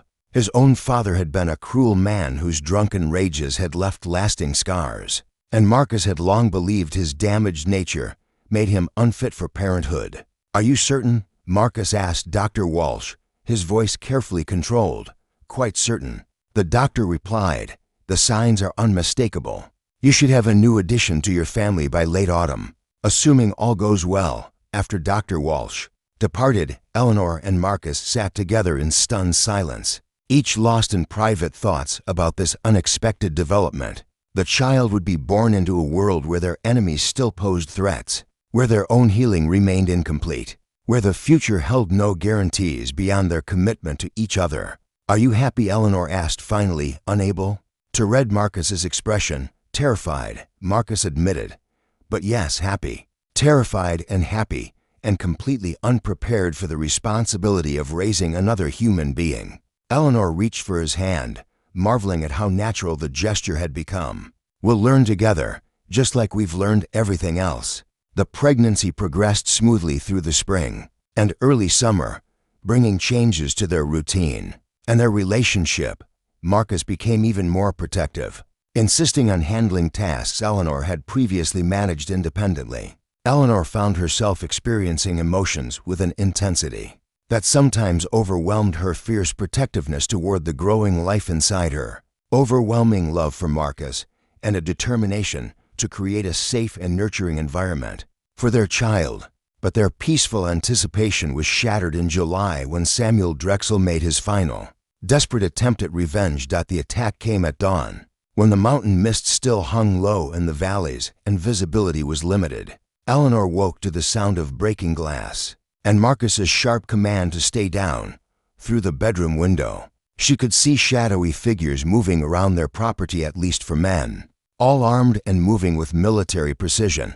Crawford, Marcus said grimly as he grabbed his rifle and checked the ammunition.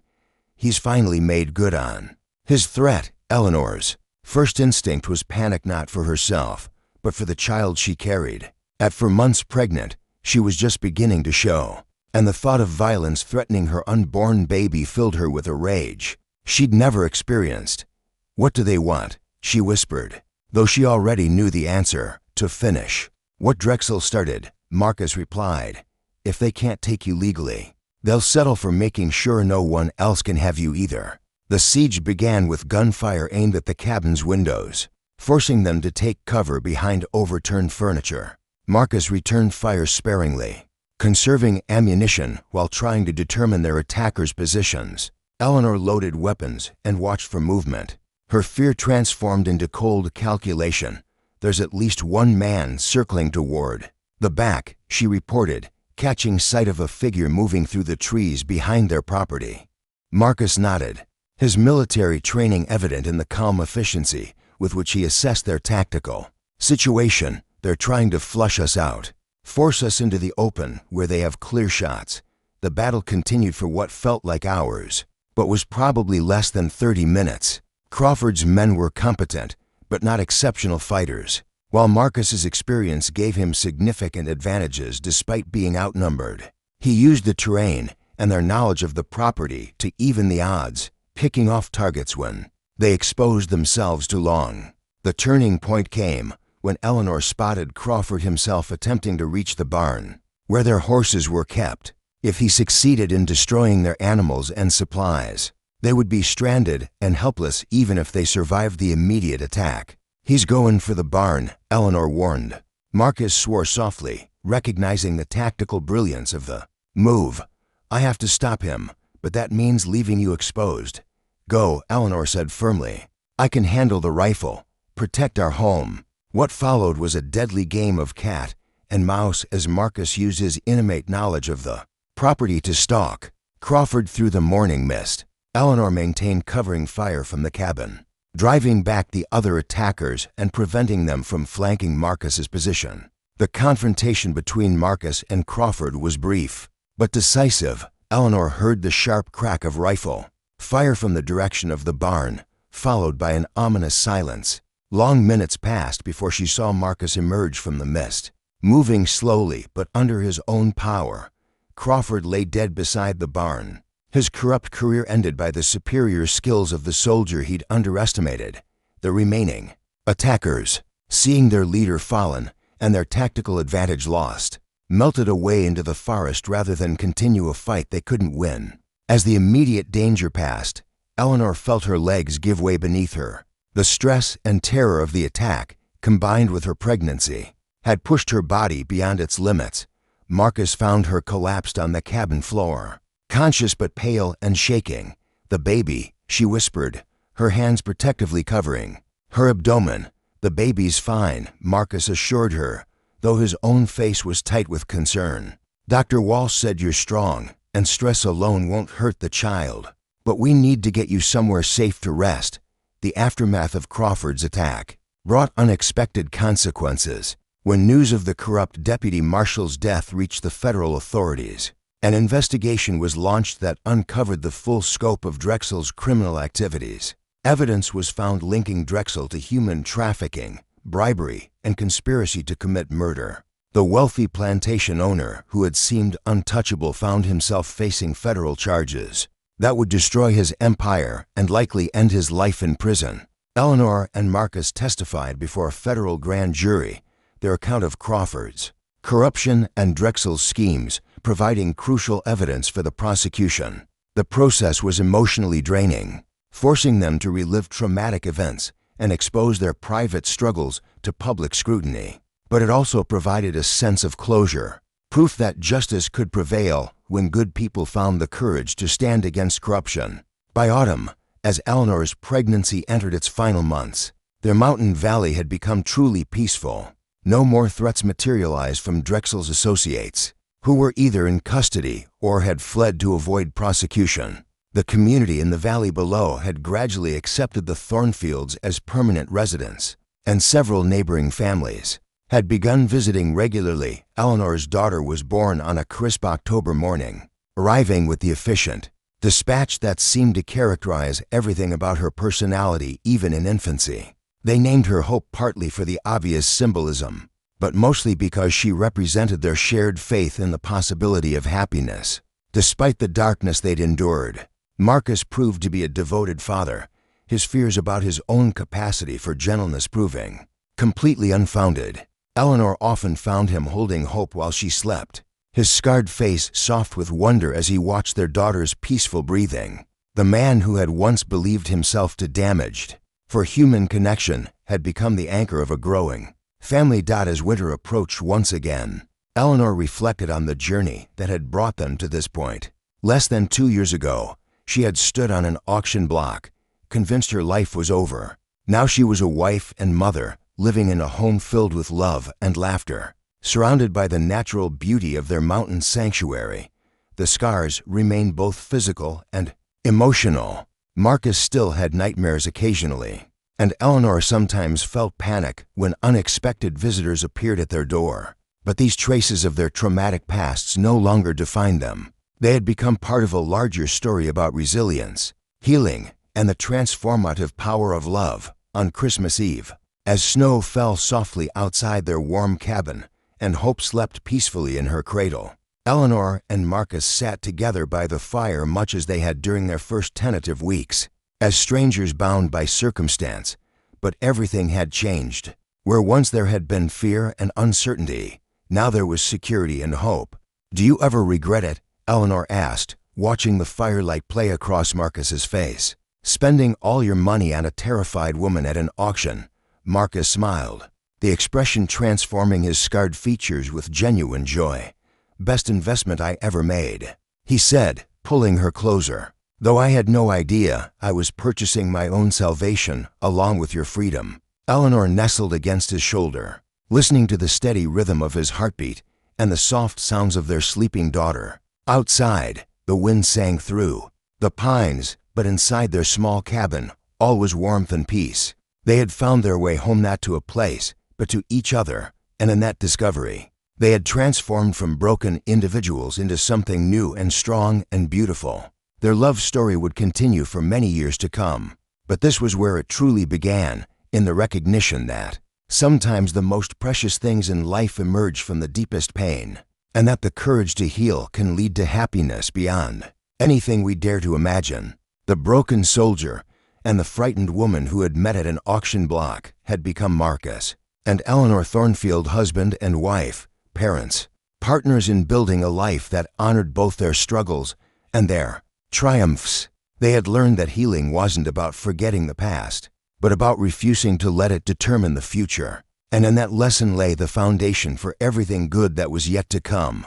The years that followed brought changes both subtle and profound to their mountain sanctuary. Hope grew from a quiet infant into a curious toddler who explored every corner of their property with fearless determination.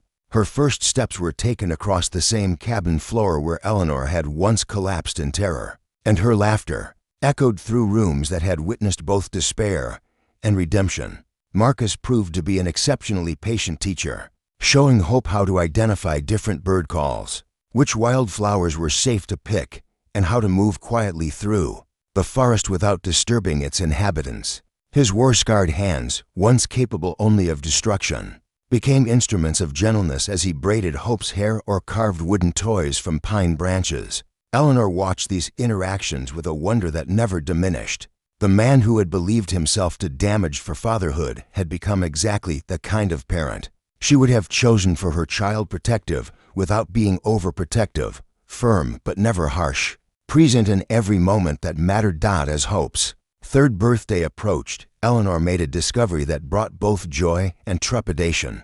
She was pregnant again. This pregnancy planned and eagerly anticipated rather than the surprising gift her first had been. Marcus's reaction was pure delight. Any fears about his parenting abilities long since conquered by the evidence of Hope's thriving happiness. Their son arrived during a gentle spring rain, as if the mountains themselves were blessing his entrance into the world. They named him Samuel, after Eleanor's father, but chose to call him Sam to distinguish him from the bitter memories associated with the formal name. Sam proved to be as different from his sister as night from day, where Hope was cautious and observant. Sam was bold and impulsive, requiring constant vigilance to prevent him from discovering creative new ways to endanger himself or the growing family. Necessitated expansion of their cabin, a project that became a community effort as neighboring families volunteered labor and materials. The Thornfields had become integral members of the mountain community,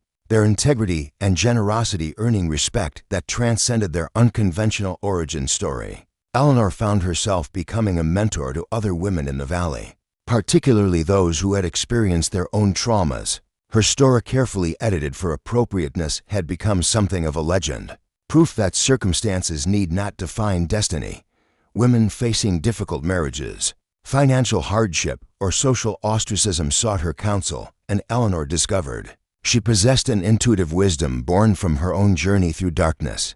Marcus, meanwhile, had established himself as the valley's unofficial military advisor. When disputes rose with neighboring communities or when threats from outlaws materialized, his tactical expertise and natural leadership made him the person others turned to for guidance. He organized patrol schedules, established communication networks, and trained younger men in defensive strategies, creating a security system that protected everyone while requiring minimal time commitment from any individual. The federal trial of Samuel Drexel had concluded with his conviction on multiple charges, resulting in a life sentence that effectively ended his ability to threaten anyone.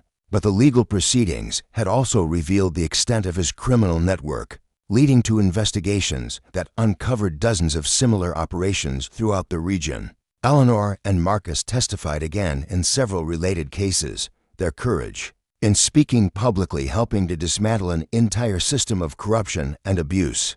These legal victories brought unexpected financial compensation. The federal government, embarrassed by the scope of official corruption that had been revealed, established a victim compensation fund that provided substantial payments to those who had suffered. Under the criminal conspiracy, the money allowed Marcus and Eleanor to expand their property, improve their home, and establish a trust fund for their children's education. But perhaps more importantly, their public role in the trials had transformed them from local residents into regional symbols of justice and redemption. Speaking engagements at churches and community gatherings became regular parts of their lives. Though they were careful to protect their children from unwanted attention, Hope's 4th birthday marked another milestone in their family's evolution. She had begun asking questions about her parents' past, wondering why Daddy had only one arm and why Mommy sometimes looked sad when certain subjects arose. Eleanor and Marcus had decided early to be honest with their children about their histories, but to present the information in age-appropriate ways that emphasized survival and growth rather than trauma and loss. Daddy was hurt in a war before you were born, Eleanor explained as Hope traced the scar along Marcus's jaw with one small finger. But he's very strong, and he learned to do everything he needed to do even with his injury. And Mommy? Hope asked with the relentless curiosity of childhood. Mommy had some troubles before she met Daddy, Marcus answered gently. But then we found each other, and everything got better. That's how you and Sam came to be part of our family. Hope accepted these explanations with the matter-of-fact resilience of children, incorporating her parents' differences into her understanding of the world without judgment or fear. Sam, still too young for such conversations, simply accepted his family's configuration as the natural order of things. As the children grew older, Eleanor began documenting their family's story in a series of journals. She wrote not for publication, but for preservation, wanting her descendants to understand the journey that had brought them into existence. The writing became a form of therapy, allowing her to process experiences that she'd survived but never fully examined. Marcus supported this project enthusiastically, contributing his own perspectives and helping Eleanor fill in details she might have missed or misremembered. Together, they created a comprehensive record of their transformation from broken individuals into a thriving family unit. The journals revealed patterns and insights that surprised them both. Reading their story chronologically, they could see how each crisis had strengthened their bond, how each challenge had taught them skills they would need for future obstacles. What had felt like random suffering at the time now appeared as a necessary preparation for the life they were meant to build together. One winter evening, as Eleanor worked on transcribing an early section of their story, she looked up to find Marcus watching her with an expression of profound contentment. "What?" she asked, setting down her pen. "I was just thinking about that first night," Marcus said. "When I gave you the bed and slept on the floor, I was so terrified of doing something wrong, of making your situation worse than it already was." Eleanor smiled, remembering her own terror during those early days.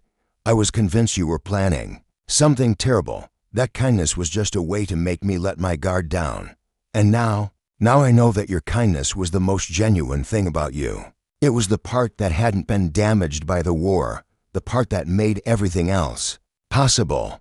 Marcus reached across the table to take her hand, a gesture that had become as natural as breathing over the years they'd been together. "We've built something good here, haven't we?" Eleanor looked around their expanded cabin, hearing the soft breathing of their sleeping children from the adjoining rooms, feeling the security that came from being truly known and accepted by another person. "We've built something miraculous." Outside, snow fell steadily, blanketing their valley in pristine white that would last until spring's return. But inside their home, warmth radiated from more than just the fireplace. It came from the love they'd cultivated, the trust they'd earned, and the family they'd created against all odds. The story that had begun with desperation and terror had evolved into something beautiful, beyond their wildest dreams. To damaged souls had not only healed each other but had created new life, new hope, and new possibilities for generations yet to come. Their legacy would be measured not in gold or land or public recognition, but in the love they'd shared, and the children they'd raised to believe in the possibility of happiness, even after the darkest times died. As Eleanor closed her journal for the evening and prepared to join Marcus in the bed they now shared without fear or reservation, she offered a silent prayer of gratitude for the journey that had brought them to this moment. The auction block seemed like another lifetime, inhabited by different people who happened to share their names and faces. The woman who had once trembled at men's voices now fell asleep each night, in the arms of a man who cherished her completely. The soldier who had retreated from the world in shame now looked forward to each new day. With his family, they had discovered that love could indeed conquer all, not through magical transformation, but through the patient, daily work of choosing to trust, to hope, and to build something better than what they'd lost. Their story would continue for many years to come, filled with the ordinary joys and challenges of family life. But this was its true ending, the moment when the broken people had become whole, when survivors had become thrivers, when love had proven stronger than every force that had tried to destroy it. The 5th year of their marriage brought unexpected visitors to their mountain sanctuary. Dr. Benjamin Walsh arrived one autumn morning accompanied by a delegation from the State Medical College, including professors and advanced students studying the treatment of war-related mental injuries. Word of Marcus's recovery from what military physicians were beginning to call soldier's heart had reached academic circles, and the medical community was eager to understand how he had overcome symptoms that left so many veterans unable to function. Eleanor found herself in the unusual position of being consulted as an expert on trauma recovery, her intuitive understanding of healing processes impressing trained physicians who had struggled to help similar cases. The delegation spent 3 days documenting their methods, recording detailed interviews about the techniques that had proven most effective in Marcus's recovery. "The key seems to be consistent patient support without judgment," Eleanor explained to Dr. Margaret Stevens, one of the few female physicians in the group. "When Marcus had an episode, I never tried to convince him it wasn't real or rush him through it. I just stayed present and reminded him where he was when it was safe to do so." Dr. Stevens nodded thoughtfully, taking careful notes. "And the physical contact, that seems to have been crucial in his recovery." "It was terrifying for me at first," Eleanor admitted. "I had my own reasons to fear men's touch, but I realized that gentle, non-threatening contact, a hand on his shoulder, sitting close enough to share warmth, helped ground him in the present moment." It gave him an anchor to reality when his mind was trapped in battlefield memories. The medical delegation's visit resulted in the publication of several academic papers that would influence treatment approaches for decades to come. More immediately, it brought Eleanor an invitation to speak at medical conferences, a development that initially terrified her, but ultimately became a source of great satisfaction. Marcus's expertise was also increasingly sought after, though. In different circles, the War Department had begun consulting with recovered veterans about improving training and support systems for active soldiers. His insights into leadership under extreme stress and the prevention of traumatic breakdown proved invaluable to military reformers. These professional developments brought prestige and additional income, but more importantly, they gave Marcus and Eleanor a sense of purpose that extended beyond their family. Their suffering had been transformed into service, their healing into hope for others facing similar struggles. Hope, now 5 years old, had begun her formal education under Eleanor's tutelage. The makeshift schoolroom they'd established in the cabin's expanded section became a gathering place for neighborhood children whose parents appreciated Eleanor's thorough education and gentle teaching methods. Sam, though only 2, displayed an uncanny ability to absorb lessons simply by listening to his sister's instruction. The informal school grew into something more substantial when the territorial government offered to subsidize Eleanor's teaching. In exchange for serving the broader mountain community, she accepted the position, partly for the additional income, but mostly because she'd discovered a genuine calling in education. Teaching gave Eleanor a way to process her own experiences while helping others learn from them. She incorporated lessons about resilience, critical thinking, and moral courage into standard academic subjects, creating young citizens who were better prepared to face an uncertain world. Marcus established a workshop in the expanded barn where he crafted furniture and tools for sale to valley residents and travelers passing through. His single-handed woodworking techniques had become remarkably sophisticated, and his products were prized for their durability and elegant simplicity. The workshop also served as an informal gathering place where men from throughout the region came to discuss current events, share news, and seek Marcus's counsel on various matters. These activities transformed their homestead into an unofficial community center, a development that brought both satisfaction and occasional stress. Eleanor and Marcus had to learn to balance their desire for solitude with their growing responsibilities to neighbors who'd come to depend on their wisdom and leadership. The arrival of Eleanor's 3rd pregnancy, when Hope was 6 and Sam 3, prompted another round of cabin expansion. This time, they decided to build a proper house, using stone quarried from their own property and lumber milled from their forest. The construction project took nearly 2 years, with neighbors contributing labor in exchange for Marcus's carpentry services or Eleanor's teaching. Their daughter Rose was born in the new house's master bedroom, arriving during a spectacular thunderstorm that seemed to celebrate her entrance into the world. Unlike her siblings, Rose showed early signs of Marcus's military bearing, displaying a natural authority that made even older children defer to her judgment. The 3 children, despite their different personalities, formed an unusually close unit. Hope's thoughtful nature balanced Sam's impulsiveness, while Rose's leadership kept both her older siblings focused on productive activities. Eleanor often marveled at how effortlessly they worked together, as if they'd inherited their parents' hard-won wisdom about cooperation and mutual support. As the children grew, Marcus began sharing more detailed stories about his military service, carefully choosing accounts that emphasized heroism, camaraderie, and moral courage rather than trauma and loss. These stories became family legends, teaching the children about honor, sacrifice, and the importance of standing up for those who couldn't protect themselves. Eleanor contributed her own stories about overcoming adversity, though she was more cautious about sharing details of her darkest experiences. Instead, she focused on lessons about dignity, perseverance, and the power of education to create opportunities. Even in desperate circumstances, the family's reputation for wisdom and integrity led to increasingly frequent requests for mediation in local disputes. Marcus and Eleanor found themselves serving as unofficial judges in matters ranging from property boundaries to marriage conflicts, their balanced perspectives and fair-mindedness earning trust from all parties involved. This quasi-legal role brought them into contact with territorial authorities, who eventually offered Marcus a position as regional magistrate. After lengthy discussions, he accepted the appointment, though he insisted on maintaining their mountain residence rather than relocating to the territorial capital.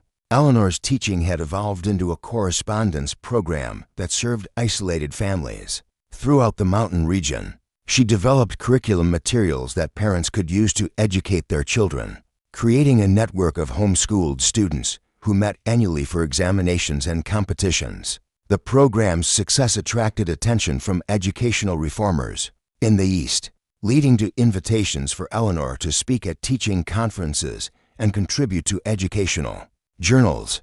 Her articles about frontier education and trauma-informed pedagogy became influential texts in teacher training programs. By their 8th wedding anniversary, Marcus and Eleanor had become regional figures whose influence extended far beyond their mountain valley, yet they remained fundamentally unchanged in the aspects that mattered most: their devotion to each other, their commitment to their children, and their determination to use their experiences in service of others.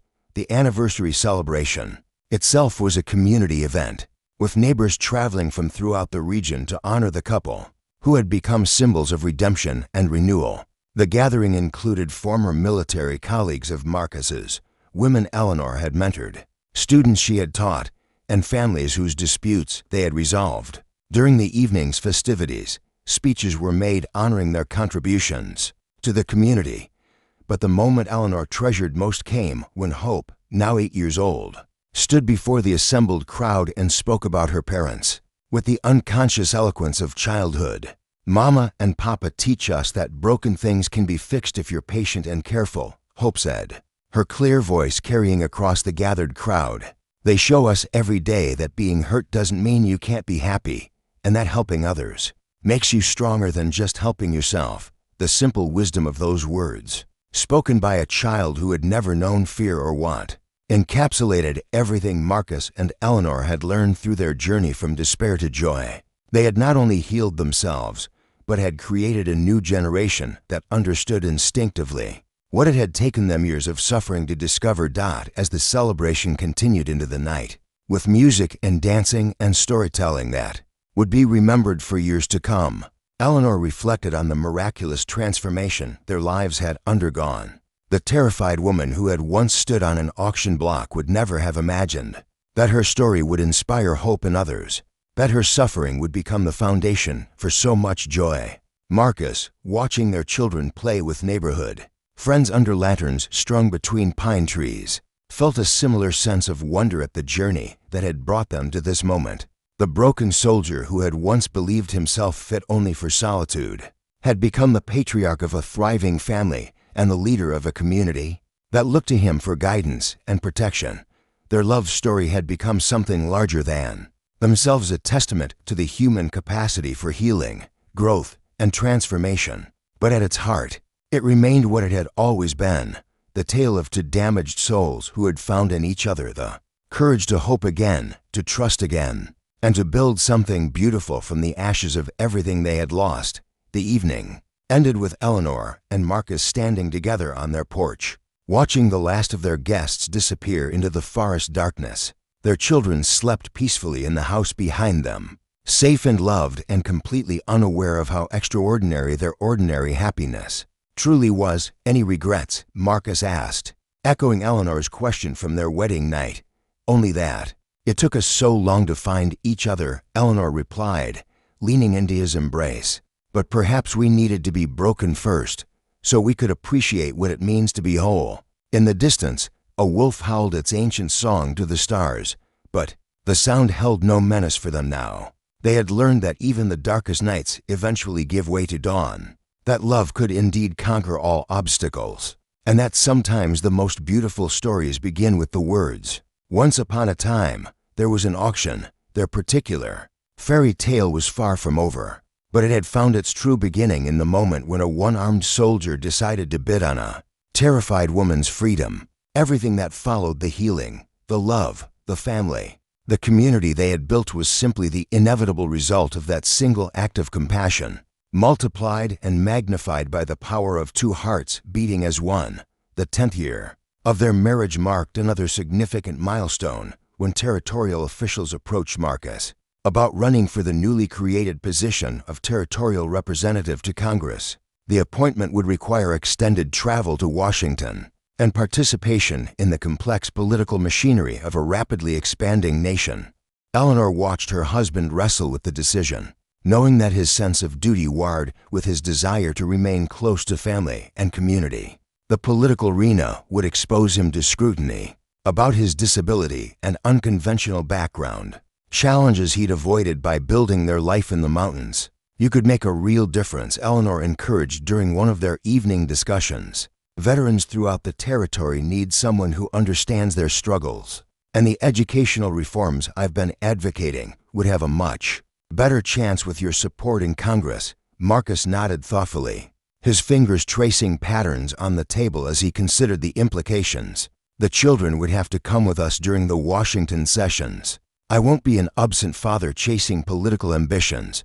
Then we'll make it work," Eleanor replied with the quiet confidence that had carried them through every previous challenge. "Hope is old enough to benefit from exposure to the wider world, and Sam and Rose are adaptable enough to thrive anywhere we are together." The campaign that followed was unlike anything their mountain community had ever witnessed. Eleanor proved to be a formidable political partner, organizing rallies and speaking engagements that drew crowds from across the territory. Her reputation as an educator and trauma counselor gave her unique credibility with voters, who might have dismissed a typical politician's wife. Marcus's military record and disability, rather than hindering his candidacy, became powerful symbols of sacrifice and resilience. His speeches about veterans' needs and frontier development resonated with audiences who saw in him a reflection of their own struggles and aspiration. Hope, now 10 years old, accompanied her parents to campaign events with the poise of someone far beyond her years. She had inherited Eleanor's gift for connecting with people and Marcus's natural authority, making her an unexpected asset to the campaign. Sam and Rose, 7 and 4 respectively, charmed voters with their unself-conscious enthusiasm for their father's political ambitions. Election day brought victory by a wider margin than anyone had predicted. The celebration at their mountain home lasted 3 days, with well-wishers traveling from throughout the territory to honor their new representative. But perhaps the most meaningful moment came when Dr. Walsh, now elderly but still practicing, raised a toast to the couple who proved that the best leaders are often those who have learned to heal themselves first. The transition to Washington was initially overwhelming for the entire family. The nation's capital was a bustling metropolis that contrasted sharply with their mountain sanctuary, filled with professional politicians whose motivations seemed far removed from the simple desire to serve their constituents. Eleanor established a salon in their rented Georgetown home that became a gathering place for other political wives, reform advocates, and intellectuals interested in frontier issues. Her weekly discussions about education, veterans affairs, and women's rights attracted influential figures who might not otherwise have paid attention to territorial concerns. Marcus's maiden speech in Congress addressed the need for comprehensive veterans support programs, drawing on his personal experience and extensive research into military mental health. The emotional power of his presentation, delivered by a visibly disabled veteran who had overcome his own struggles, moved even hardened politicians to reconsider their assumptions about post-war care. The speech was reprinted in newspapers throughout the nation, establishing Marcus as a leading voice on veterans' issues and bringing national attention to the innovative treatment approaches he and Eleanor had pioneered. Medical schools began inviting them to lecture on trauma recovery, while veterans organizations sought their guidance in developing support programs. Hope thrived in Washington's intellectually stimulating environment, attending a prestigious academy where her frontier education proved superior to that of many urban students. She excelled particularly in rhetoric and moral philosophy, subjects that seemed natural extensions of the ethical discussions that had always characterized her family's dinner conversations. Sam struggled more with the transition, missing the freedom of mountain life and finding city routines restrictive. Eleanor worked with his teachers to develop an educational approach that accommodated his need for physical activity and hands-on learning, eventually establishing a model program that other schools adopted for energetic students. Rose adapted with the fluid ease of early childhood, making friends quickly and displaying an intuitive understanding of social dynamics that impressed the adults around her. Her natural leadership abilities became evident even in play situations, where other children deferred to her judgment with remarkable consistency. The family's Washington years proved transformative for American policy regarding veterans and frontier development. Marcus's legislation establishing the first federal veterans hospitals passed with bipartisan support, while Eleanor's educational reforms influenced territorial school systems throughout the West.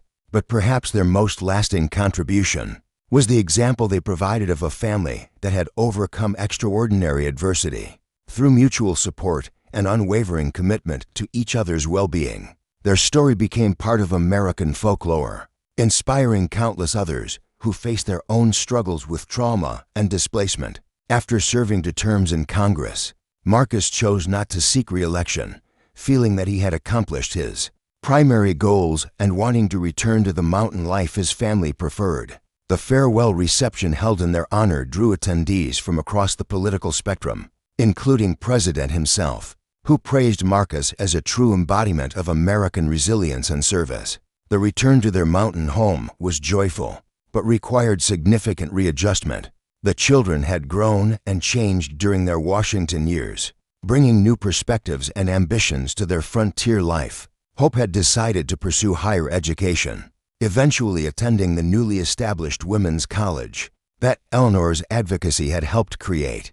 Sam channeled his restless energy into expanding the family's land holdings and developing innovative farming techniques suited to mountain conditions.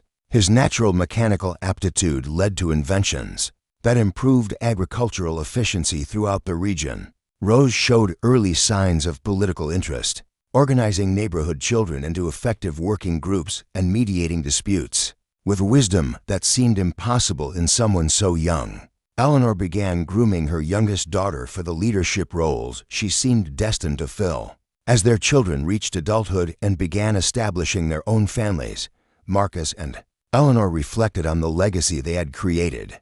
Their love story had become the foundation for 3 remarkable individuals who carried forward the values of resilience, compassion, and service that had defined their parents' journey. The house that had begun as a simple mountain cabin had evolved into a compound where for generations lived in harmony, each contributing their unique talents to the family's continued prosperity. Eleanor's correspondence school had grown into a respected institution, with branches throughout the Western Territories, while Marcus's woodworking workshop had become a training center for disabled veterans learning new trades. Their influence extended far beyond their immediate family and community. The treatment protocols they had developed for trauma recovery were being implemented in hospitals and veterans centers across the nation. Eleanor's educational methods had influenced teaching practices from coast to coast, while Marcus's advocacy had fundamentally changed how America cared for its wounded warriors. But as they sat together on their porch one autumn evening, watching their grandchildren play in the same garden, where they had once learned to trust each other, Marcus and Eleanor knew that their greatest achievement was not the public recognition or policy changes they had inspired. It was the simple fact that they had found their way back to joy after experiencing the depths of human suffering. The auction block where their story began had been torn down years earlier, replaced by a small park with a bronze plaque commemorating the end of indentured servitude in the territory. But the real monument to their journey was not made of bronze or stone. It was the living legacy of love, healing, and hope that they had built together, one careful step at a time, over the course of a lifetime devoted to proving that broken hearts could indeed mend stronger than they had ever been before. Up next, you've got 2 more standout stories right on your screen. If this one hits the mark, you won't want to pass these up. Just click and check them out. And don't forget to subscribe and turn on the notification bell so you don't miss any upload from us.